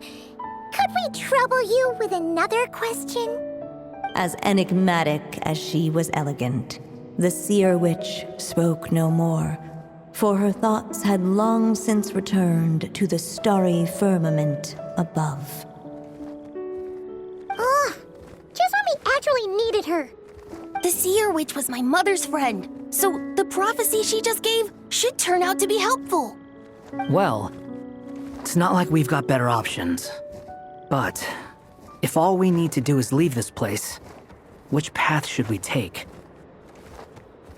Why don't we take a look around?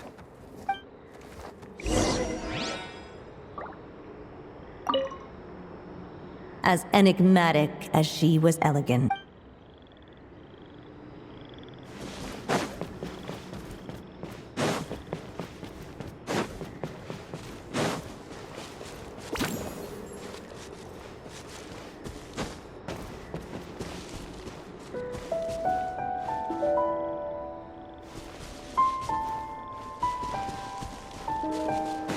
The wind kept blowing, but the little dragon had not yet resolved to follow it.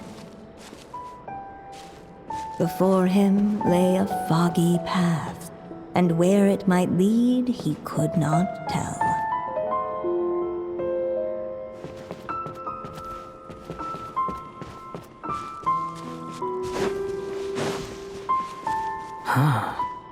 Looks like there's another path over here. The secrets he sought led the stray to discover another path forward, though it was overgrown with bristling thorns.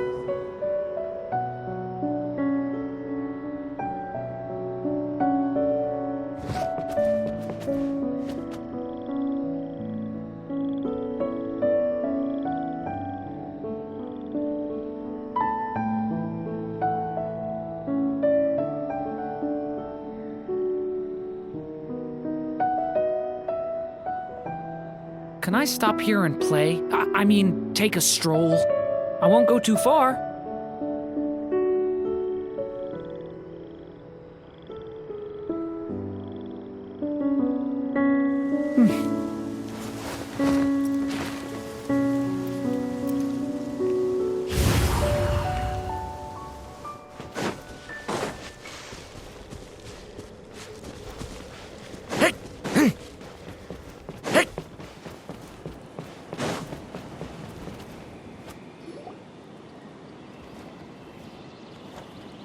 If we go this way, we'll be heading back to Mondstadt, just like we planned.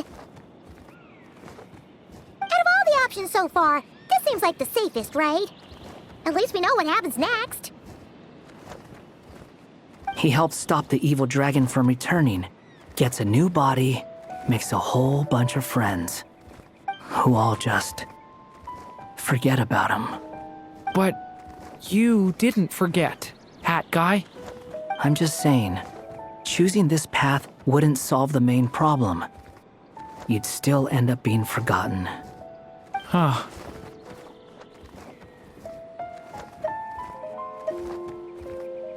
I'm not against choosing this path. I just wonder what secrets it might be hiding. Let me think about it.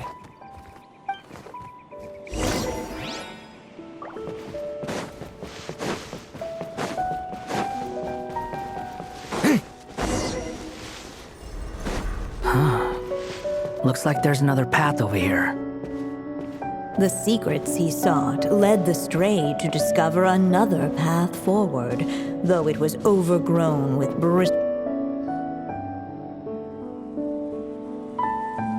It seemed to lead away from this place, but each time he tried to follow it, the branches of the tail sent him back to the start.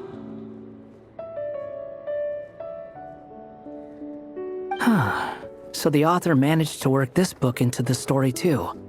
I'll hand it to her. This book is fascinating. What's going on here? When I first realized you were being forgotten by the world, I thought it might be because you spent too much time with me. In which case, the only hope of a cure would be to cut our ties for good. What makes you think that?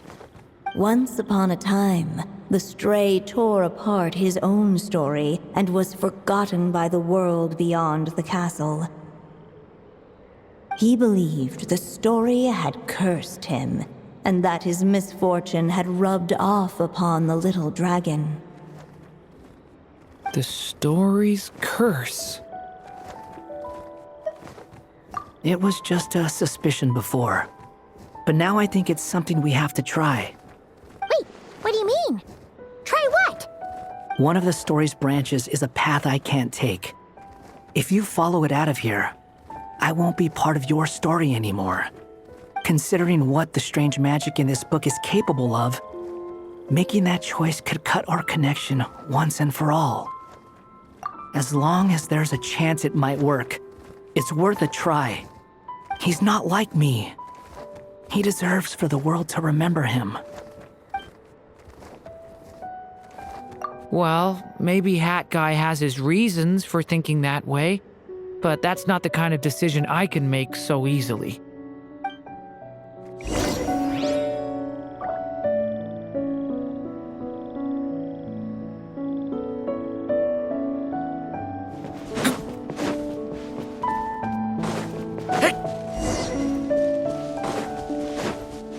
The wind kept blowing, but the little dragon had not yet resolved to follow it.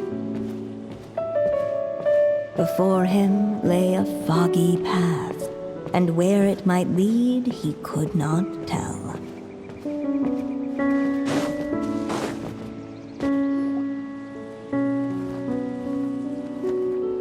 If we go this way, we'll be out of all the options. He helped stop the evil dragon, who all just... But you... I'm just saying, choosing this path wouldn't solve the main problem. I'm not against choosing this path.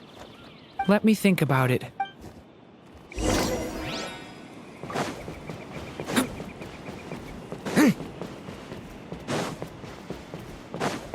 I still think you should keep going, little dragon. If you leave the castle, you can accomplish something amazing and make a bunch of friends along the way. Really? Then let's go! Unable to preserve his story, the little dragon wandered astray. Fortunately for him, a certain prophetess had left behind a prophecy to guide him. The wind took the prophecy and swept it off into the distance, and so the little dragon was shown a path to wander. Following the wind's guidance, the little dragon made his escape. In turn, the prophetess affirmed the little dragon's choice, leaving an extra secret as her parting gift. Now that you've made up your mind, I shall keep my promise by explaining fate's little trick. Long, long ago, the gods of the high heavens gave the world outside the castle a magic of its own. They called it storytelling. It was a magic of almost unshakable power that governed how people met, grew close, and understood one another. Each person had a story meant for them and them alone, one whose ending was written in the heavens long ago. In truth, your story and the evil dragons are simply two versions of the same tale, and that is something the magic of storytelling cannot abide. Beyond the castle's walls, your story cannot take root, for the evil dragon's tale has done so already.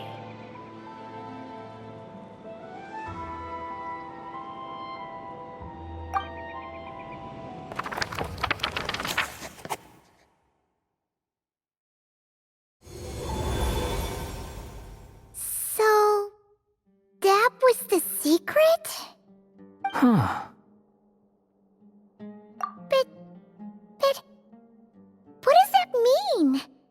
You still don't get it?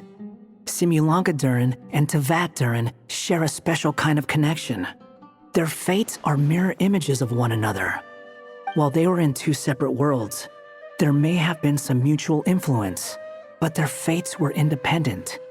But when Simulanka Durin came to Tevat, a version of his fate already existed there. So, how can two fates exist at the same time? The answer is, they can't. The rules of this world don't allow it. You can't return a book you never checked out in the first place. So, what's Durin supposed to do? Those mages seem to have come up with quite the ingenious solution.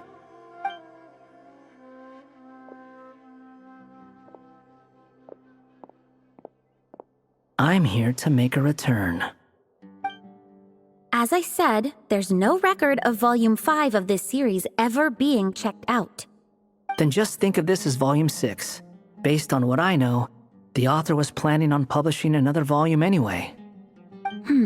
The catalog does have a slot reserved for Volume 6. So, this is it? Sure, let's go with that. All you need to know is, I'll be the one writing this series from now on. You...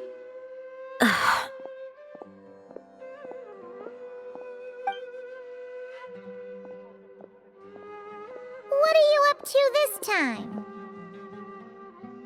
Remember the red tape I mentioned before? Well, I just took care of it. Now, I guess you'll be off to see your alchemist friend? It should be pretty obvious by now. He has the answers you're looking for. Well, we do have a whole bunch of things to confirm with Rubedo, that's for sure. But didn't Jean say he'd be gone for quite a while? I'll join you. Just let me know when it's time to go. Hat guy? Don't sound so surprised. I'm part of this story too, aren't I? I'm just playing my role. Well, yeah. But it's not that. I just feel like you want to help, but something's holding you back. When I first realized you were being forgotten by the world, I thought it might be because you spent too much time with me. I even thought cutting our ties might be the only way to fix it. Why would you think that?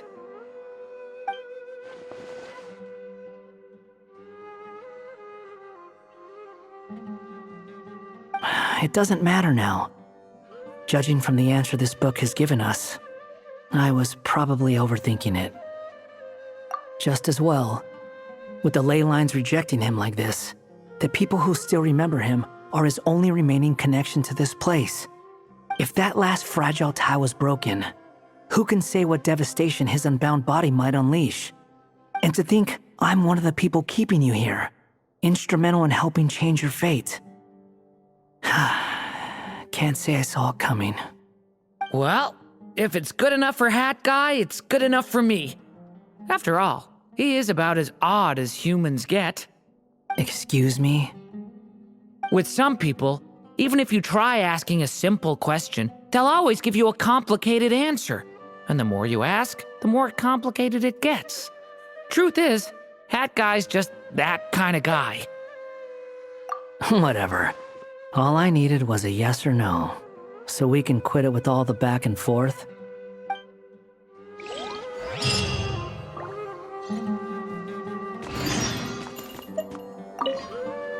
If you feel like stepping back into the story, just come find me.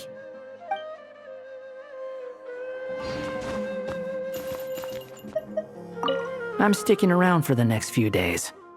So, when it's time to go, you know where to find me. Maybe I'll borrow something to read.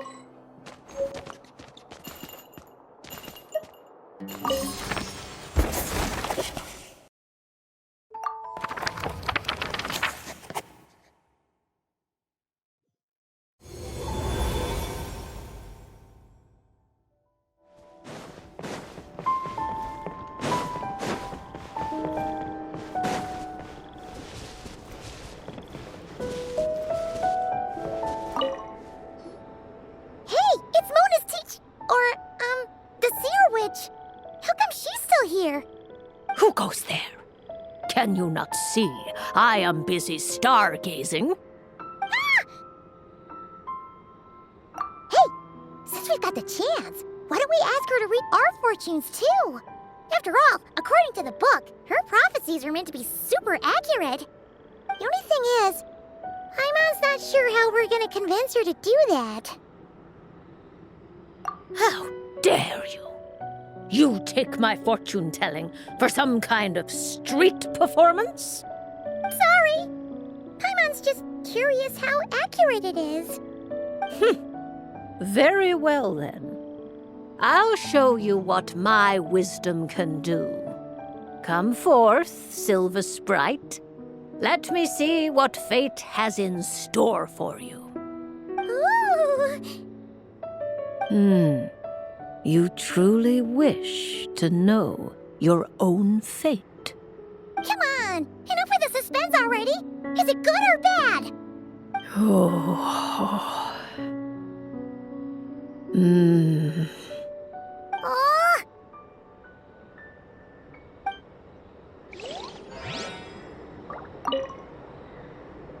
Oh! Oh. Oh.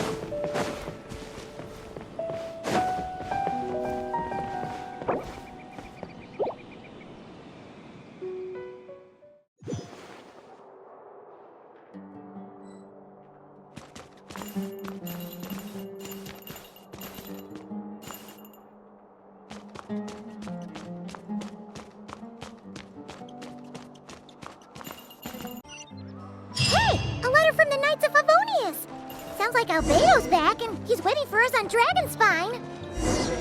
No time to waste! Let's get going!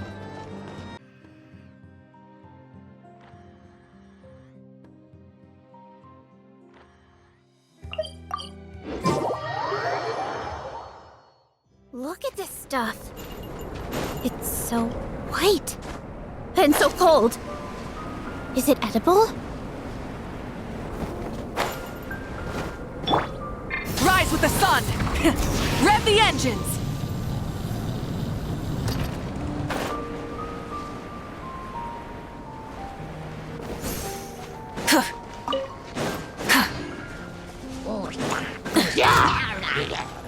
Light it up! So this is the other Durin, huh? If this had been the dragon that ended up being revived in Mondstadt, there's no telling what kind of calamity that people would have had to endure. So, if you think about it like that, Durin's actually a hero. No, I'm just a little envious, that's all. Not everyone gets a chance to be a hero. Actually, most of the credit belongs to Albedo. Then again, barely anyone even remembers you at this point. So I guess there's not much left to envy. Ah, so you three still remember Durin. Looks like the memory loss hasn't spread to close friends. Yet. I guess that means my memory of you must still be complete as well. Albedo. You're finally here! Oh, boy, do we have a whole pile of questions for you! Oh, you're here too? I think I've pieced together some of what happened to him. But what's your take on things?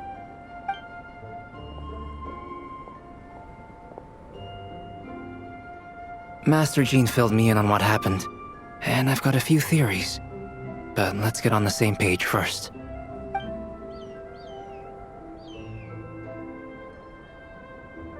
Well, physically, he's doing fine. His body is holding the abyssal power at bay. And there's nothing whatsoever to indicate any risk of collapse. So, from an alchemy point of view, there's nothing wrong with him? The issue isn't so much that the abyssal power within him has gotten out of control. It's that the connection between his will and body is fading. If he ends up losing his conscious will, his body will fall back on its biological instincts. And that's when the abyssal power within it will take over. This book mentioned a witches' gathering. It seems like quite a few of these witches got themselves involved in Durin's case. Which brings me to my theory. Bringing Fairy Tale Durin into this world to replace the Durin on Dragonspine means using one Durin's fate to overwrite the others. But the power of alchemy alone would not be enough to pull off such a feat. It would have required the combined use of Miss Barbeloff's astrology, my teacher's alchemy, and Aunt Alice's magic.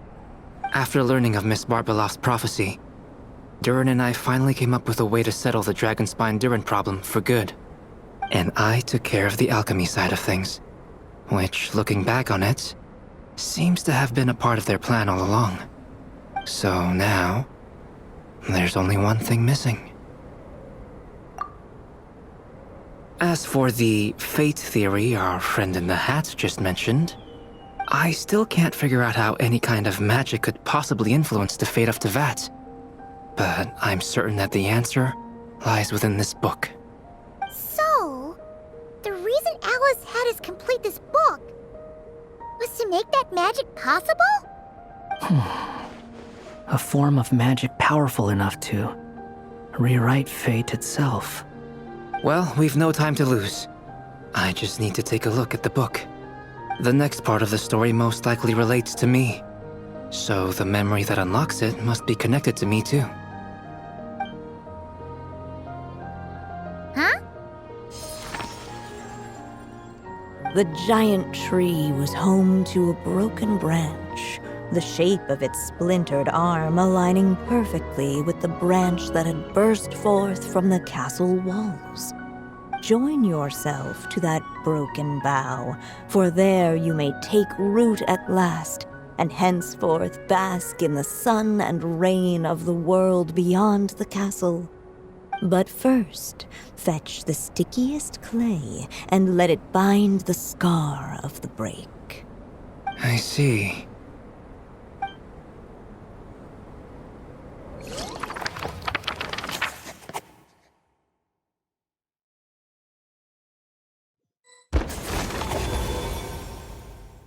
Guided by the breeze, the little dragon arrived at an alchemist's workshop. There he was greeted by a clay figure, a child molded by the sage witch's hands. Though gentle in appearance, he had inherited his mother's cold, sharp wisdom.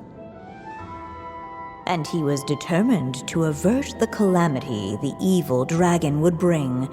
And so was his helper, none other than the little dragon himself.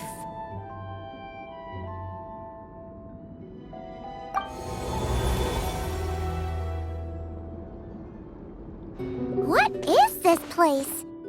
It looks like it's modeled after an alchemist's workshop. Or rather, a cliched stereotype of one. Albedo? Hold on. Why do I look like this? Oh, yeah! We forgot to tell you. Basically, the characters in the story are reflections of how Durin sees them. At least you're still human-shaped? Well, since Cat Guy has taken on a different appearance too, that must mean the two of us are both characters in the story. But you, Paimon, and Durin haven't changed at all. You must be special figures in some way. I'd like to know more about that too. But seeing as none of them can explain it, let's just concentrate on moving the plot forward.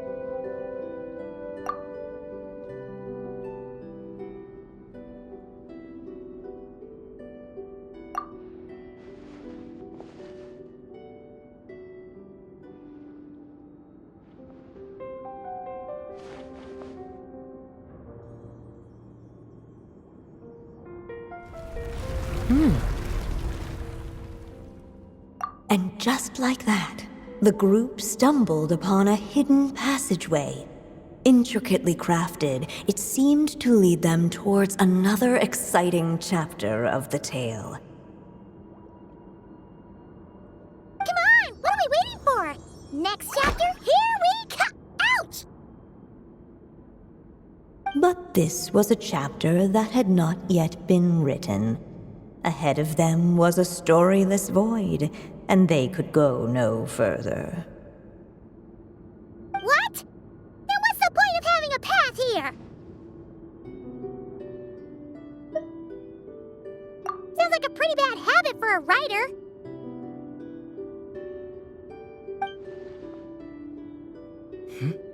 Over here. I found something. What the clay figure found was none other than the evil dragon's heart itself.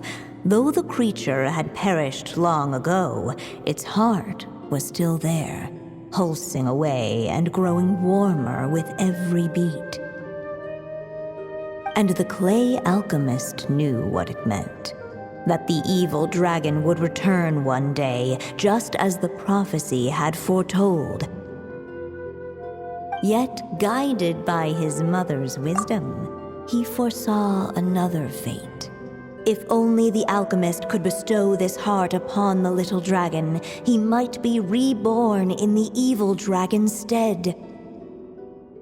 Only then would the evil dragon's heart grow still, and the little one inherit its tale.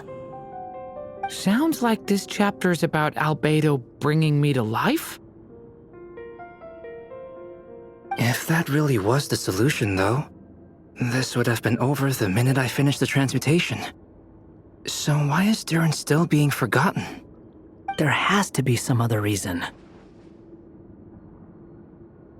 Yeah, I'd like to explore the area a bit more.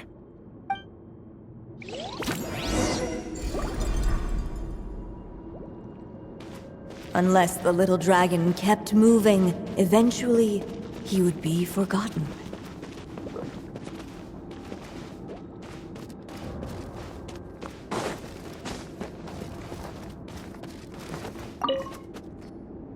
There you are. Oh, hello there. Hey, it's Mini Durin again! What are you doing holed up in here? I was worried I'd scare everyone off, so I've been hiding out here all this time. You must be really nervous, huh?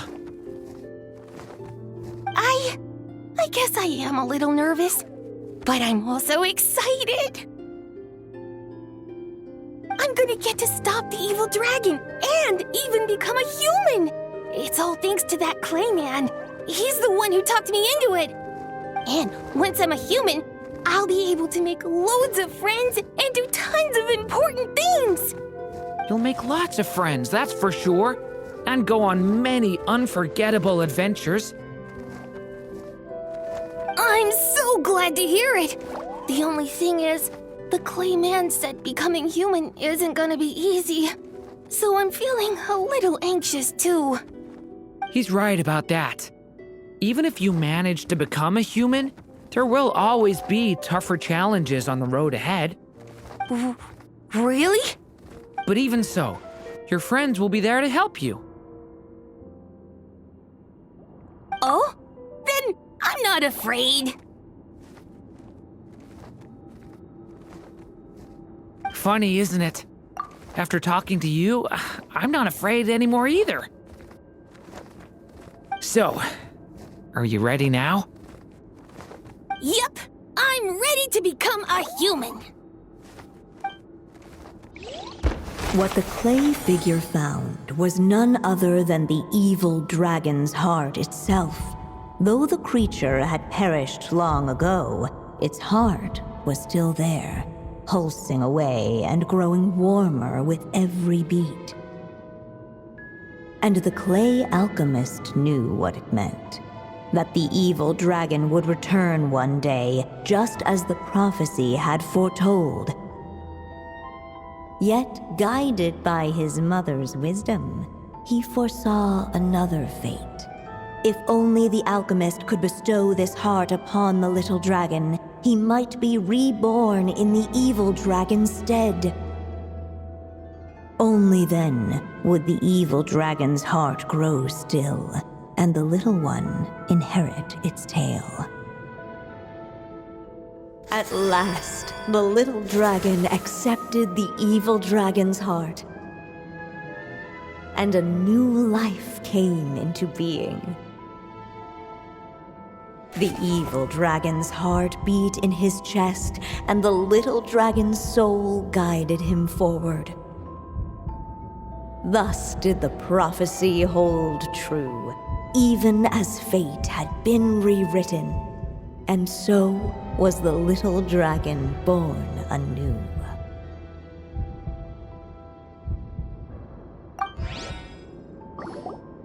Finally! A happy ending! That must be the last step, right? Woohoo! We completed the story!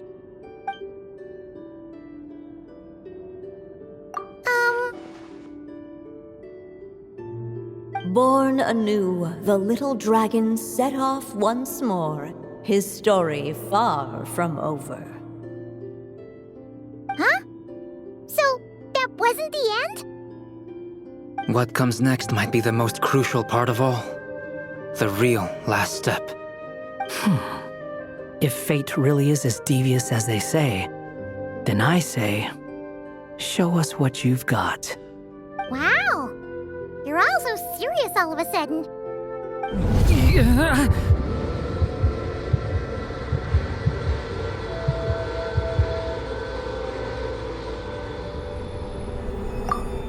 Durin, are you alright? The evil dragon's heart was now one with the little dragon, yet the dark power within it still lingered. Would the little dragon dare to hold this power back, or would he simply give in? Hey! What kind of question is that? Of course he's gonna control it! What choice does he have? Time is running out.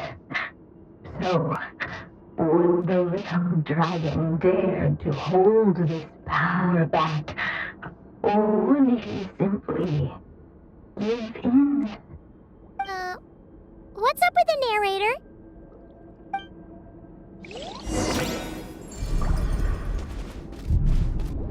Would he dare to hold this power back, or would he?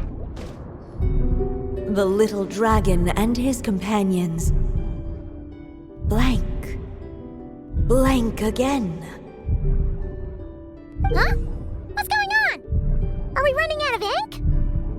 Once the ink runs out, is that the end of the story? I had a feeling this would happen. What's happening to the others? Now that the story's ink was spent, all that lay ahead were blank pages.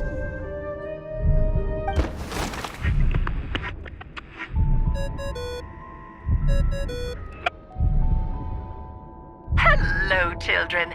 If you're hearing this recording, it's because you've reached a certain ending. You may have noticed that little Durin's experiences have been written into the pages of this book. Well, you should know that in the same way, its ending will also be written onto him. So be careful, because triggering a bad ending could be somewhat problematic. Let me guess, you're upset that I didn't warn you earlier? Don't worry, though. I've thought it all through. I built a very special feature into this book, just for you, the witnesses of this tale. So, go ahead.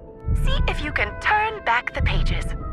If you're not happy with the ending you've reached, just flip back a few pages and let the tale unfold once more. Pretty incredible, huh? That's the power of magic.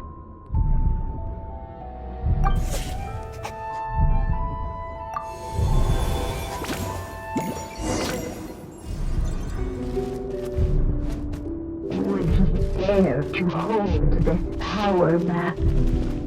Or would he simply give? Returning to the castle. I just never thought crossing over into a new world would create so much trouble. All I wanted was to make some friends. I'm starting to think I kinda miss being in Simulanka.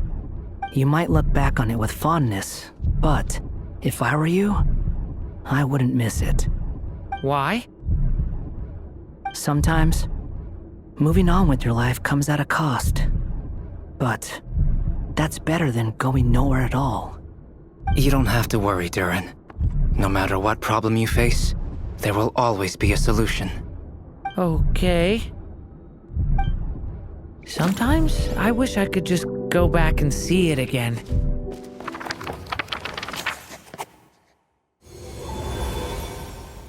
As the little dragon slipped back inside the castle's walls, the clamor of the outside world fell away. There was no danger here, no problems for the little dragon to resolve.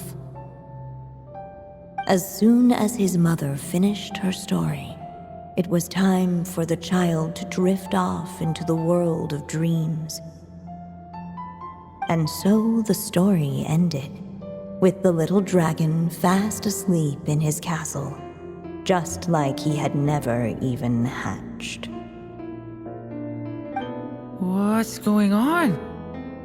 I feel so weak. Hey, what's happening? Durin, wake up!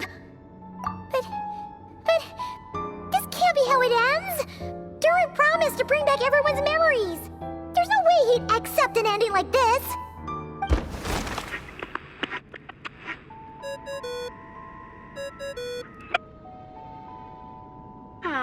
Looks like you've discovered another possible ending. Do not lose hope. You just need to keep searching, for there are possibilities that only you can bring to life.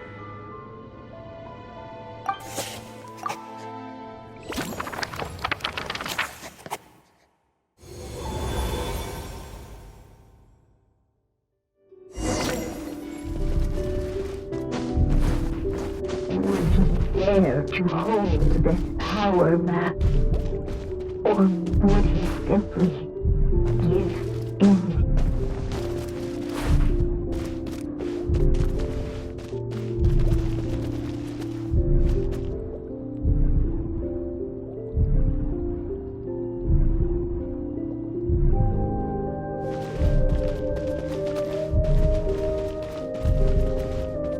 Would he dare to hold this power map? Or would he simply give in?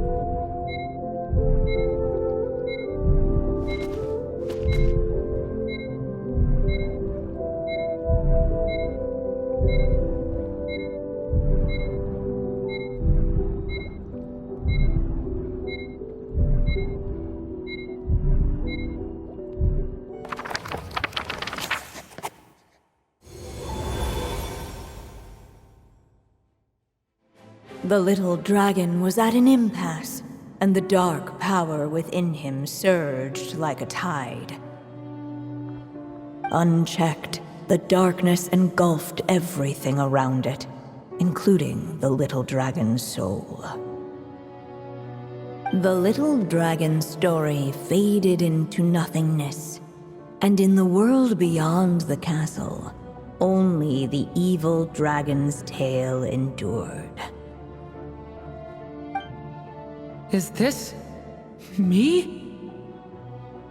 And so the story ended, with the little dragon fading from sight, leaving nothing but the evil dragon's shadow in his place. Oh no! That means Durin...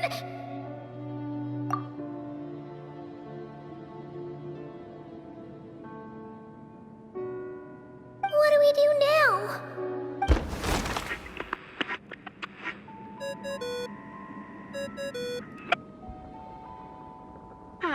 Looks like you've discovered another possible ending. Do not lose hope. You just need to keep searching, for there are possibilities that only you can bring to life.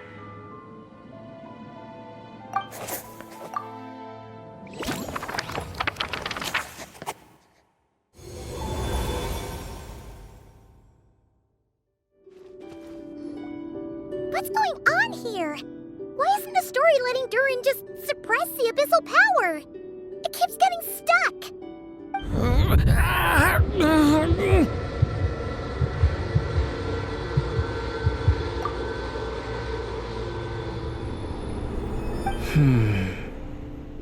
It seems the act of suppressing the power counts as an event in the story.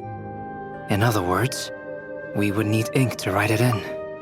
So, what now? Did we use too much earlier? How are we supposed to write a happy ending with only this much left? But... Well, this is Durin's story. As long as he's alive and well, why should it end? If there really is such a direct correlation between the story and his fate, I may have a potential hypothesis. Durin was, and still is in essence, a storybook character, written into being by M. From the moment he was born, he has always dwelt within her story. And I suspect that has remained the case, even after his arrival in Tevat. Reviving Durin in the evil dragon's place was an act of grafting this Durin story onto the latter's fate. In essence, that is how his fate was rewritten. But there is a fundamental difference between a being's story and its fate. As Miss Barbeloth reminded us, the fate of every living being in Tevat has been woven into the fabric of time. Its most natural path, therefore, is to proceed along its given track. But Durin's story, on the other hand... As Durin's connection to this world wore thin, not only have people started to forget him, he started to lose control of the abyssal power within. In other words, his story can't continue, because the author's ink is drying up. That's what it seems like to me. It would seem the little dragon had made a group of fine friends indeed. Save it. The question is, are you here to help him, or stand in his way? This is as far as the story can go. What path will you choose? I suppose the final decision is up to me. It's hard to believe I never actually left my mother's story. If that's true, I'd like to go there and see for myself. By there, I take it you mean the blank pages of the unwritten chapter ahead? But we still don't even know how Alice's magic works. If Durin belongs inside the story, then going outside of it to some unwritten part, isn't that too risky? I'm not afraid. I second that. It would seem this is one answer you need to go seize for yourself. So be it. Whatever obstacles stand in your way, we'll tear them down together.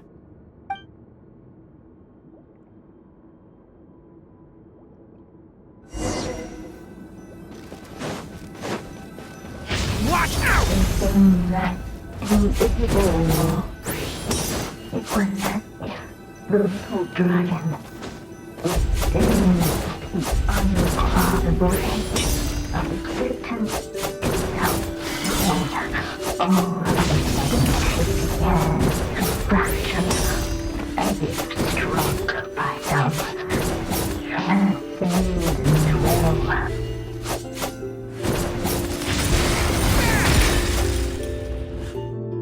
Gotta keep going.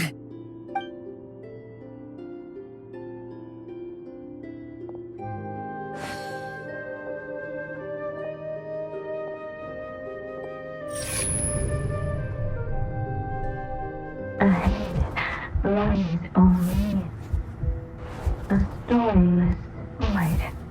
My consciousness is slipping away. Keep going, Durin. A pure soul is your essence, not an empty void. I feel so weak. Stand tall, Durin. You are not some amorphous idea. The body I made for you is flesh and bone. Am I truly alive? Yes, Durin, but you must keep going. You're as alive and real as I am. I can't feel a connection. You're not alone in this world, Durin. At the very least, you have me.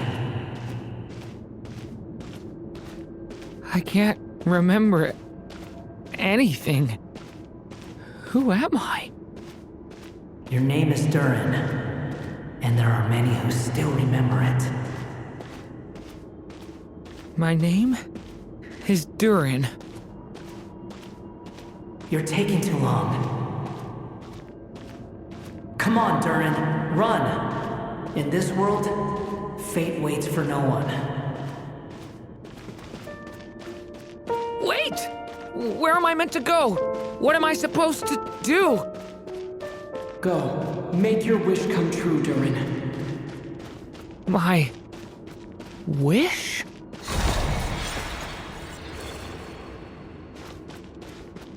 Your story's not over yet!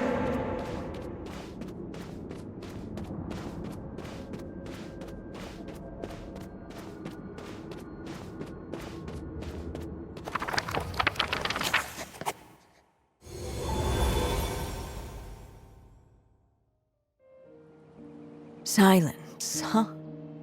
Have you nothing to say about my proposal? Let me get this straight. You want to graft your story onto this unfinished thread of fate, and in doing so, not only rewrite that fate, but allow the story to live on. Quite the brilliant idea. Still, the story's survival depends entirely on whether the author keeps writing. Exactly. And the moment foretold by the prophecy is still centuries away. I see. I thought my own ignorance might be the problem. That I'd asked more of the noble science of alchemy than it could ever deliver. Or that I had failed to discern the heavenly signs and grasp the secret truth underlying the prophecy. Little did I imagine that time itself would prove to be the greatest hurdle of all. Well, my friend, this has been a most intriguing experiment.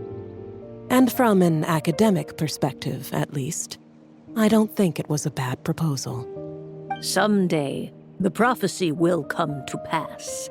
So remember, my friend, much like the stars themselves, there will always be something that transcends the test of time. Thank you, everyone. You've helped me so much already. But, Alice, I still have one final favor to ask of you. Will you lend me your magic one last time, just enough for me to keep his story alive until the prophecy is fulfilled? You mean you want me to extend your lifespan? No, not in that sense.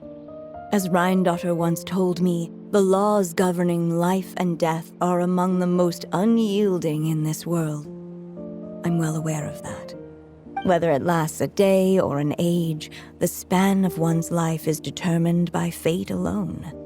If I tried to breach that law by force, I'm afraid I would lose what makes me human. This is not a path I want to go down. If I am to die, then I shall die a human. So, what is it that you want me to do? I would like you to send this pen of mine into the future. I see. Then perhaps there really is a way I can help. I could create a kind of story magic to take over the writing once you're gone. Oh, but for it to work, you would need to provide enough of your own words for it to learn from. How much? Oh, an immense amount. So much, in fact, that you would have to spend the rest of your life writing. And even then, I'm sorry to say, it would not last forever. No matter how much you write, there is a limit to the number of words you can leave behind. But the world itself will never stop changing. Someday, perhaps, even your entire corpus will not be enough for the magic to continue describing this world. And when that happens, the story will end. Still, it's worth a try.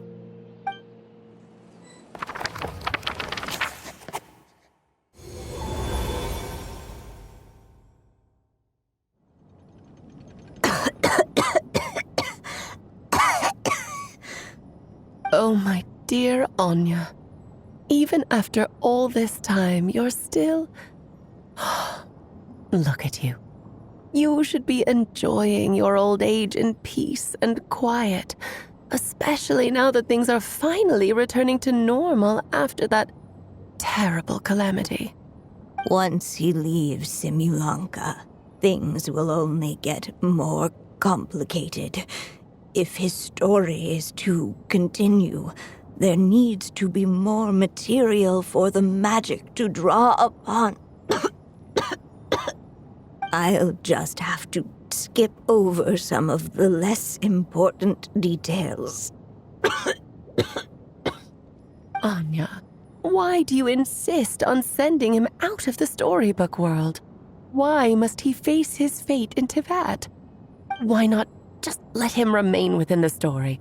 With my magic, even fate's curse could be undone and he could live happily ever after. I suppose. In fairy tales, all it takes is a heartfelt wish. And even a wooden puppet can turn himself into a real boy and live happily ever after. That's just how fairy tales end, isn't it? But have you ever wondered what happens to the main character after the ever after? Tell me, Alice, in your eyes, what would be a writer's greatest regret? To leave a story without an ending. Not a bad answer. It's true, many writers come to consider that their greatest regret. But I see things differently. My greatest regret is that every story I write has to come to an end in the first place. Anya. No matter how brilliantly a character shines, the moment their story ends, their potential is lost forever.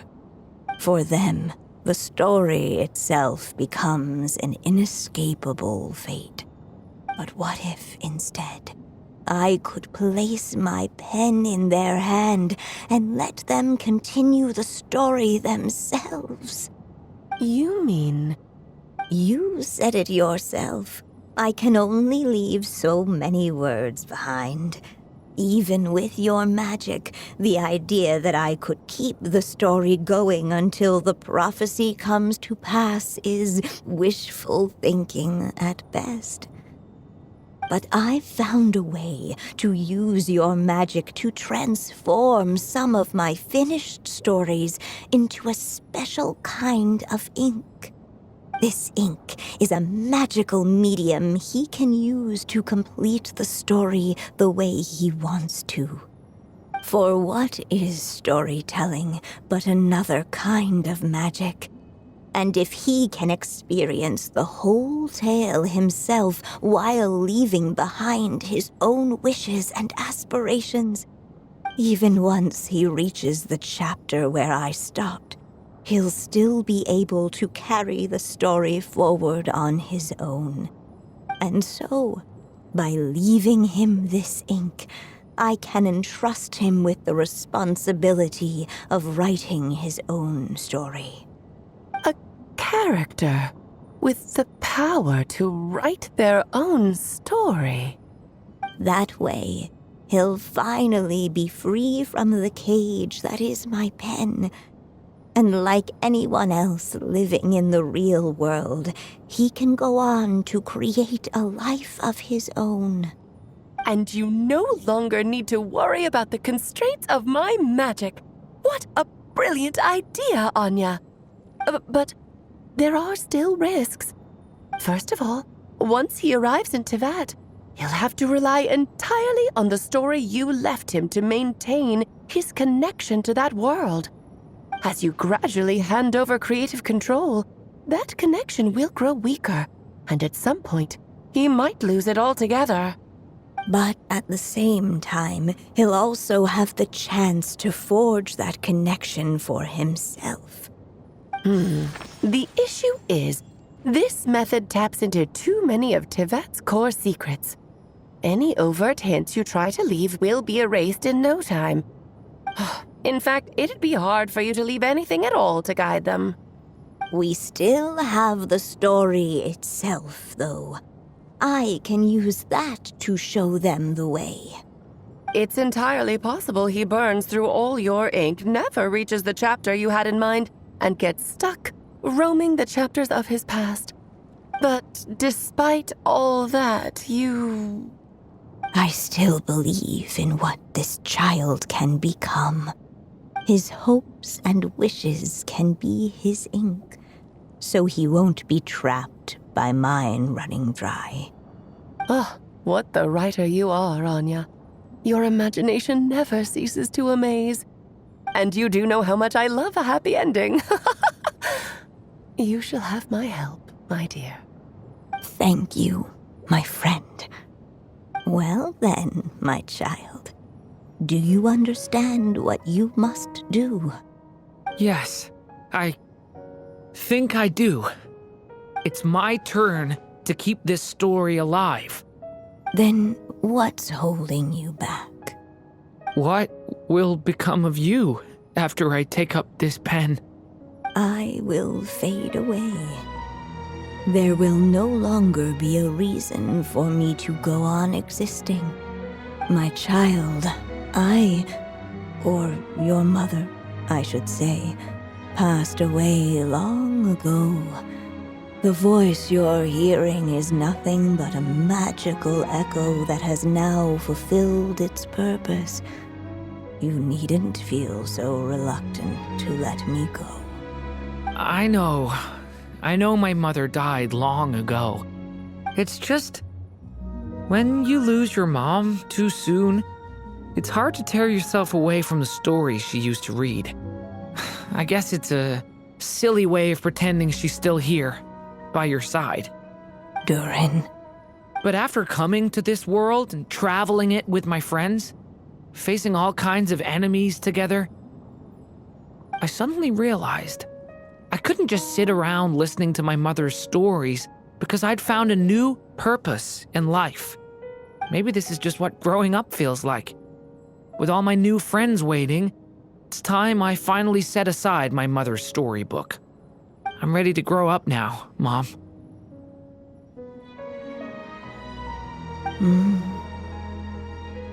Then take this. A gift I should have given you a long time ago. You've witnessed this story from the very beginning. Made your wishes, offered your blessings, and even wrote your choices into its pages.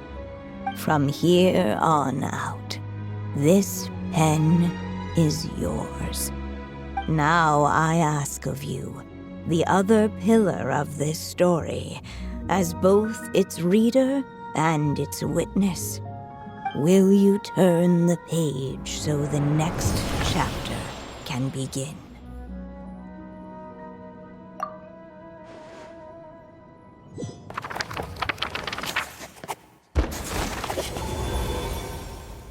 Suddenly, and without warning, the powers of darkness struck. The question was, could the little dragon prevail? Alas, it was here that the story witch's tale had to end. But Durin's tale, on the other hand, had only just begun. Stepping into his mother's memories, he picked up her pen. And so the story that was ending began anew. He had made up his mind to challenge the fate that barred the way ahead.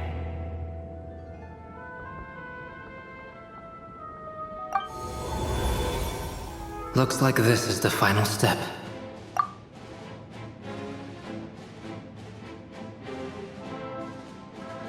A chance to strike back at fate? Now that's not something that comes knocking every day.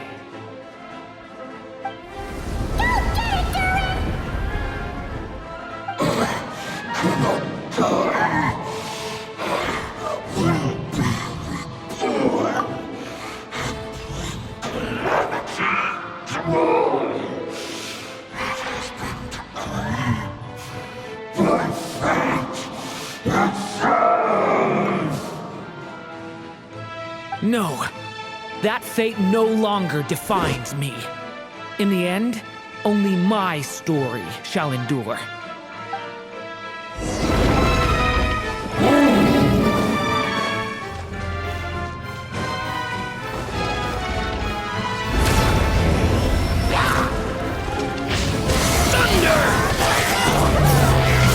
Absurd!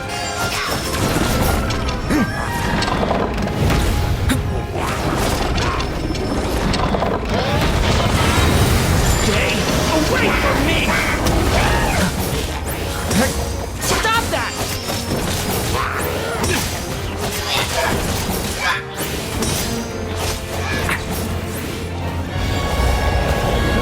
No dodging this one. Here, I'll help lift you up.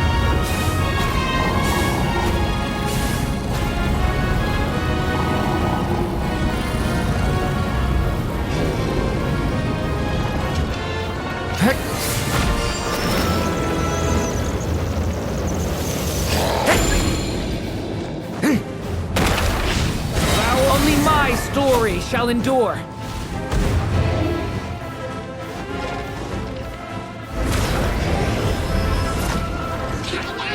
Stay away from me! Watch out!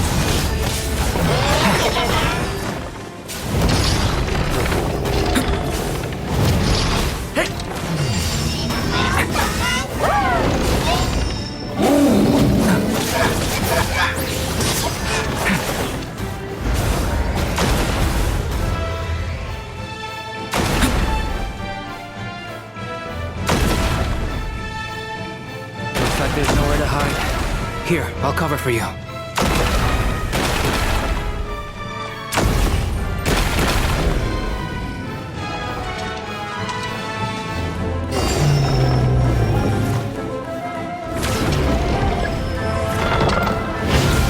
But this time, the light prevails.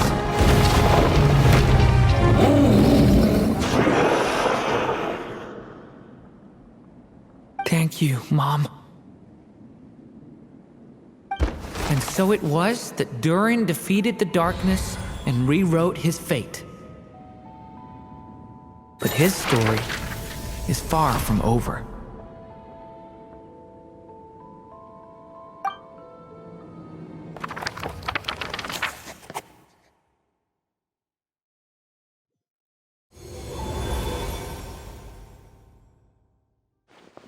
Is everyone okay?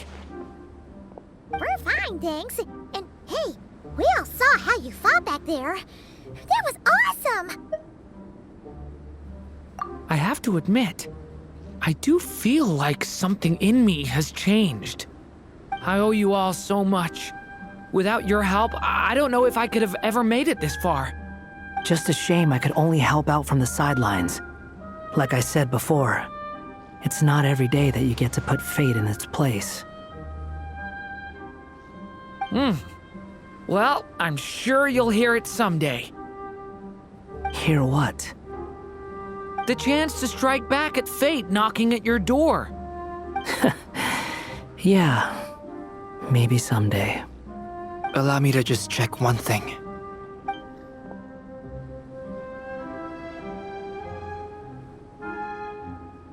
Yes. The abyssal power within you has stabilized again.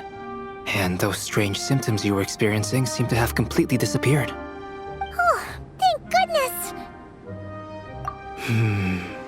I wonder what it means, though. Aside from the principles of alchemy, what other law of this world governs his being? Look, it all turned out fine, so just leave it at that. Now that this one's out of danger, it's time for me to get out of here. You're leaving so soon? Don't humans usually throw a party after something like this? A party? Do I look like that kind of guy? Anyway, come find me again next time you're in trouble.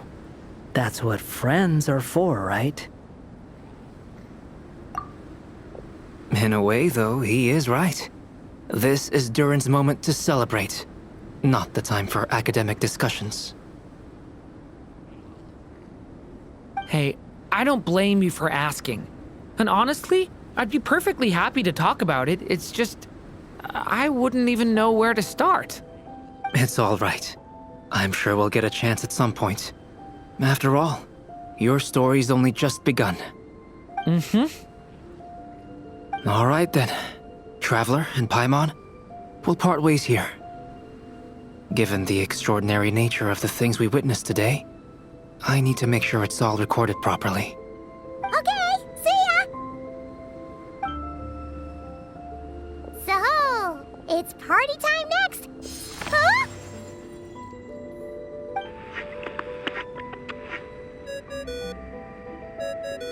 Congratulations on completing your mission. Now then, as per our agreement, it's about time you returned that book. She must have known the moment we finished! Just like she said she would. I've heard dressing appropriately is a must for socializing.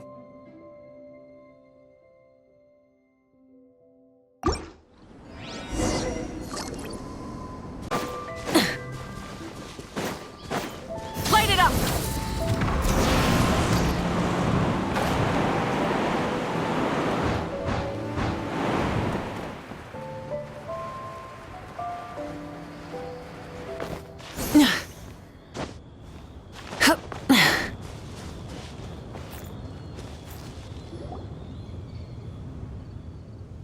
Oh, my writer and witness.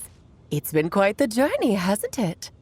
You had special plans for the Traveler from the start, didn't you? But of course, that goes without saying. For a story to live on, it needs both a writer and a reader. Only then can my magic take effect. I chose the Traveler as the witness because of the special nature of who he is. It's not easy finding someone with that kind of background, you know. For a moment, I even considered taking the role myself. At least it made for an interesting story, right? Huh? What are you doing here, tone-deaf bard? With the Hexenzirkel carrying out such a risky experiment in Mondstadt, it didn't cross your minds that the Animo Archon might be slightly curious? Sorry for the trouble, Lord Barbados. Think nothing of it. I dare say the Animo Archon quite enjoyed coming along for the ride. Now then, as agreed, let us see the fruits of your labor. Here, please take a look. Well. Somehow, despite all my careful planning, it still turned out to be full of surprises. It never even crossed my mind that Rhindotter's child would be capable of handling that kind of alchemy in her stead. When he asked for help with the materials, oh my, I nearly couldn't believe it. If only the others were here too, we could all celebrate together. I'm right here, you know. The only one who hasn't responded is the one busy stuffing her face over there. Is that you, Barbie? A little late to the party, don't you think? Come here, child. Let me take a closer look at you. All right, Aunt Seer Witch. Here I am.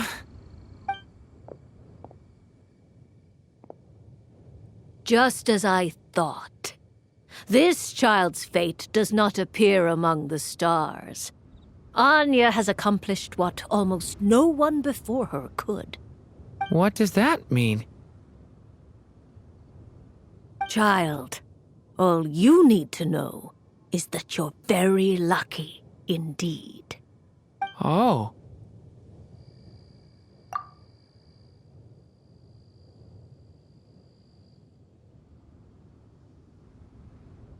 Just like how she was in the story, huh? Tell me, little Durin, what will you do next? I, for one, cannot wait to see how your story unfolds. Well, there's so much I want to do. I'm not even sure where to begin. How about settling your most recent regret?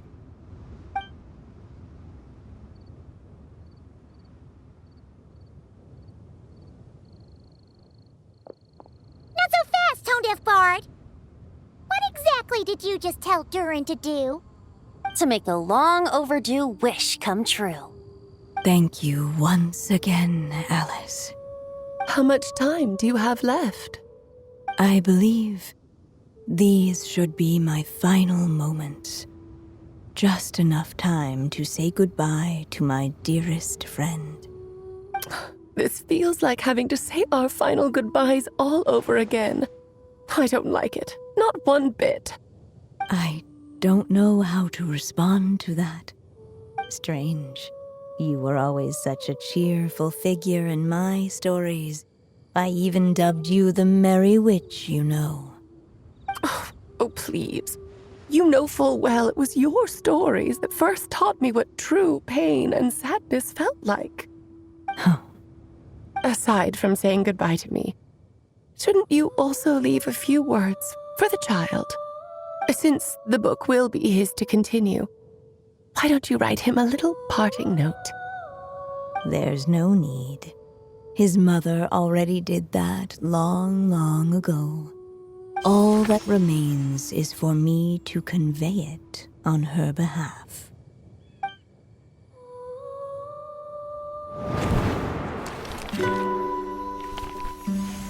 My child, these may be the last words I get to leave you. I've always thought of the characters in my stories as my children, loving each one of them, just like a mother would. But you are the most extraordinary of them all. You alone can defy the fate of this world and write the perfect ending to my story. You alone shall leave these pages for a future I will not see. Still I say to you, fly, my sweet child. Just like a forest breeze yearns for the open sky, head into the unknown and seek an adventure to call your own. If you meet a dragon bright as 1,000 jewels, dance through the air together. You are not alone, for this world has accepted your place in it. Do not lose heart. You still have many wishes left to fulfill.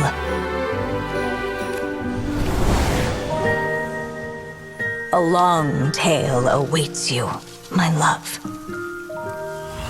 Let songs and flowers be the ink that fills its pages. Take my pen and use it to continue your story.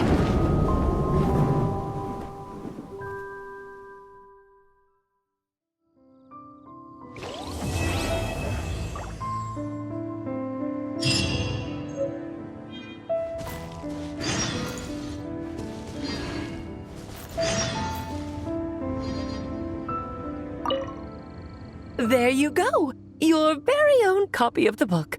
We wouldn't want one of the story's key witnesses to leave empty-handed now, would we? Of course, this copy isn't magical in the same way, but rest assured, all the twists and turns are still there.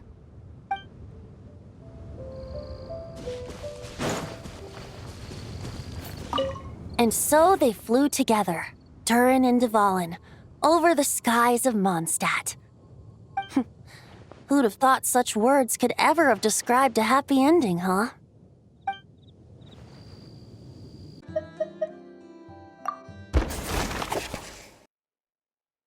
Long, long ago, an evil dragon descended upon the human world, bringing terrible calamity in its wake. Bravely did the people resist, until at last, the dragon lay slain.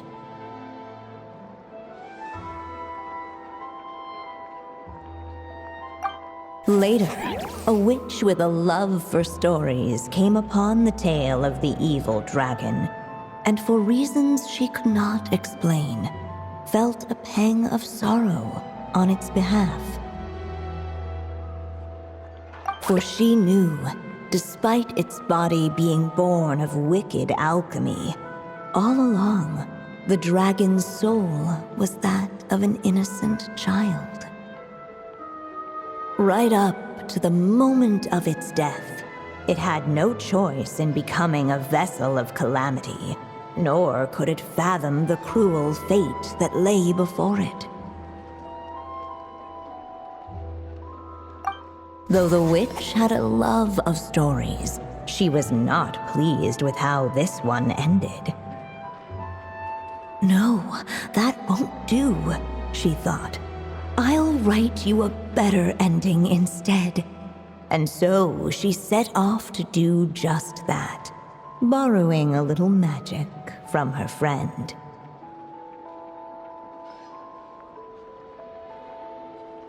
With it, she wove a dragon's egg, resolving to rear a dragon child of her own.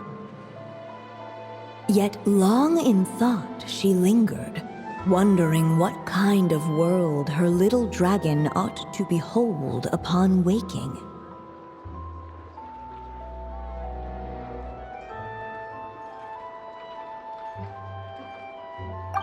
At last, she made her mind up, adorning the cradle with a trace of palatial splendor. Then, she quietly waited for the egg to hatch. The waiting witch did not feel lonely, for she had 3 visitors by her side. Together, they beheld the hatchling's first breath of life.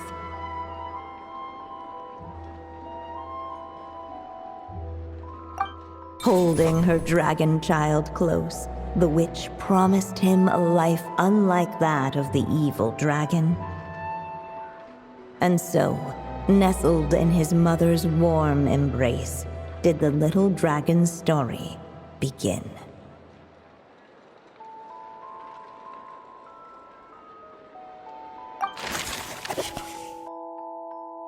Even a war that shook the world could not halt the witches' gatherings.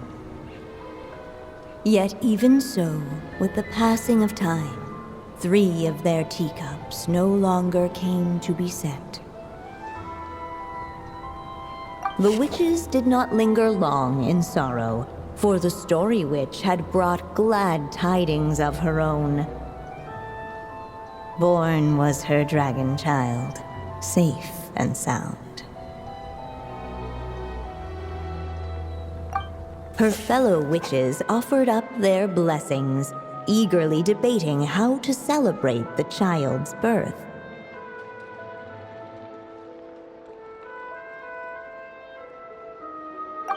In the end, they settled on the sweetest candy they could find.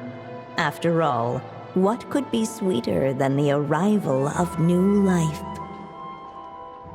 And so, the witches' gathering turned into a birthday celebration.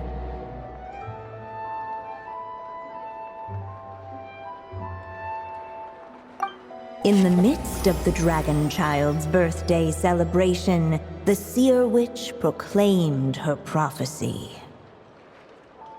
The child had been given the evil dragon's name, and with it, the burden of its fate. But hearing this, the story witch vowed to rewrite it all, for such was her love and resolve. And so the other witches offered their gifts in turn, marvels as rare as any in the cosmos. Together, they sought to test one of the fundamental laws of this world, in part to support a mother's love, and in part to sate their own curiosity. Oh, and I almost forgot. Our new guests came bearing blessings of their own.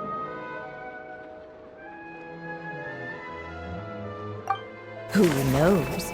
Perhaps this extra dash of wisdom might be all the little dragon needs to change his fate.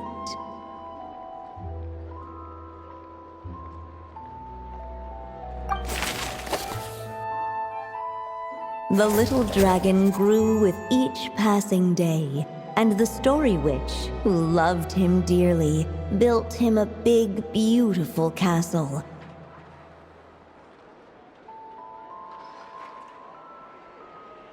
Yet in the end, she herself succumbed to time's merciless march, setting forth on a journey to a place beyond even the stars.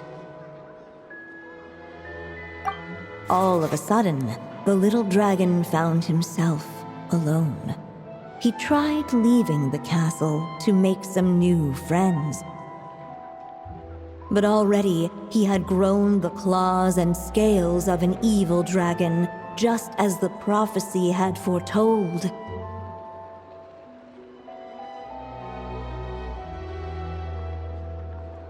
Afraid he might hurt someone, the gentle little dragon hid within the castle his mother had built, and came forth no more. Fortunately, a brave band of adventurers heard tell of the little dragon's story. Determined to lift his curse, they fought their way through countless trials.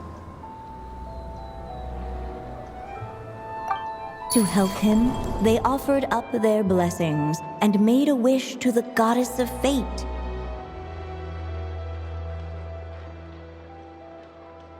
At last, their wish was granted. Shaking off his scales, the little dragon stepped out of the tower's gloom. But his time in the world beyond the castle would soon teach him this gift would bring blessings and trials of its own.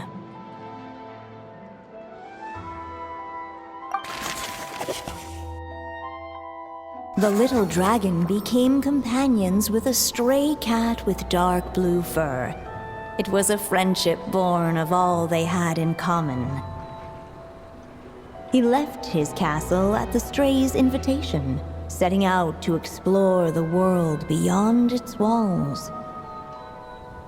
There, he grew fond of the outside world, eager to make friends and share the story of his life. Taken by the dragon's story, the stray tried to write it down. But he soon realized that no matter how he tried, it would always warp into the evil dragon's tale. Unable to preserve his story, the little dragon wandered astray. Fortunately for him, a certain prophetess had left behind a prophecy to guide him. The wind took the prophecy and swept it off into the distance, and so the little dragon was shown a path to wander. Following the wind's guidance, the little dragon made his escape. In turn, the prophetess affirmed the little dragon's choice, leaving an extra secret as her parting gift. Now that you've made up your mind, I shall keep my promise by explaining fate's little trick. Long, long ago, the gods of the high heavens gave the world outside the castle a magic of its own. They called it storytelling. It was a magic of almost unshakable power that governed how people met, grew close, and understood one another. Each person had a story meant for them and them alone, one whose ending was written in the heavens long ago. In truth, your story and the evil dragons are simply two versions of the same tale, and that is something the magic of storytelling cannot abide.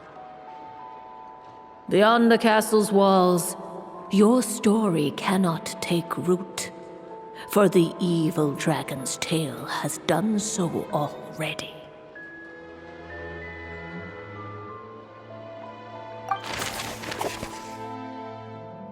Guided by the breeze, the little dragon arrived at an alchemist's workshop. There he was greeted by a clay figure, a child molded by the sage witch's hands.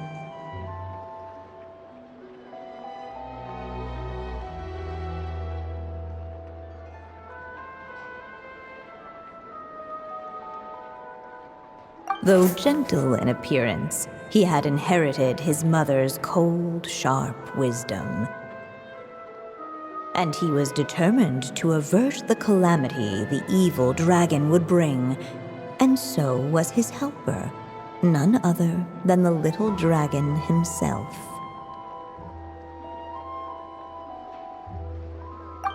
What the clay figure found was none other than the evil dragon's heart itself. Though the creature had perished long ago, its heart was still there, pulsing away and growing warmer with every beat. And the clay alchemist knew what it meant. That the evil dragon would return one day, just as the prophecy had foretold.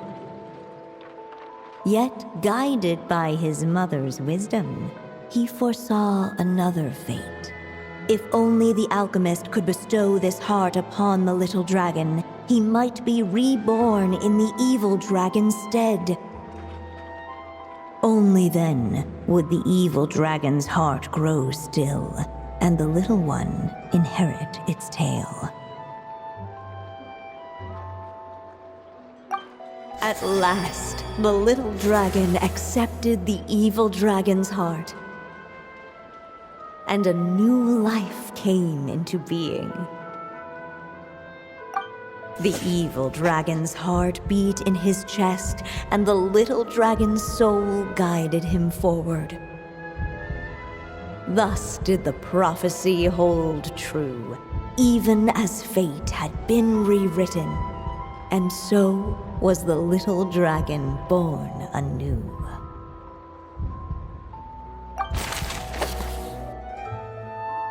Suddenly, and without warning, the powers of darkness struck. The question was, could the little dragon prevail? Alas, it was here that the story witch's tale had to end. But Durin's tale, on the other hand, had only just begun.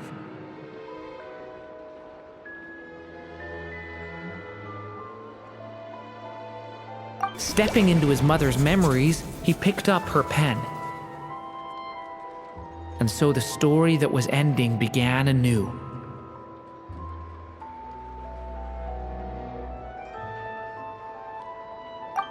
He had made up his mind to challenge the fate that barred the way ahead.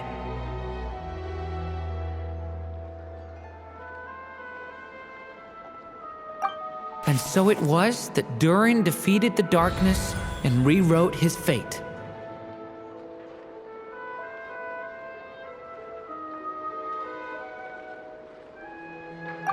But his story is far from over.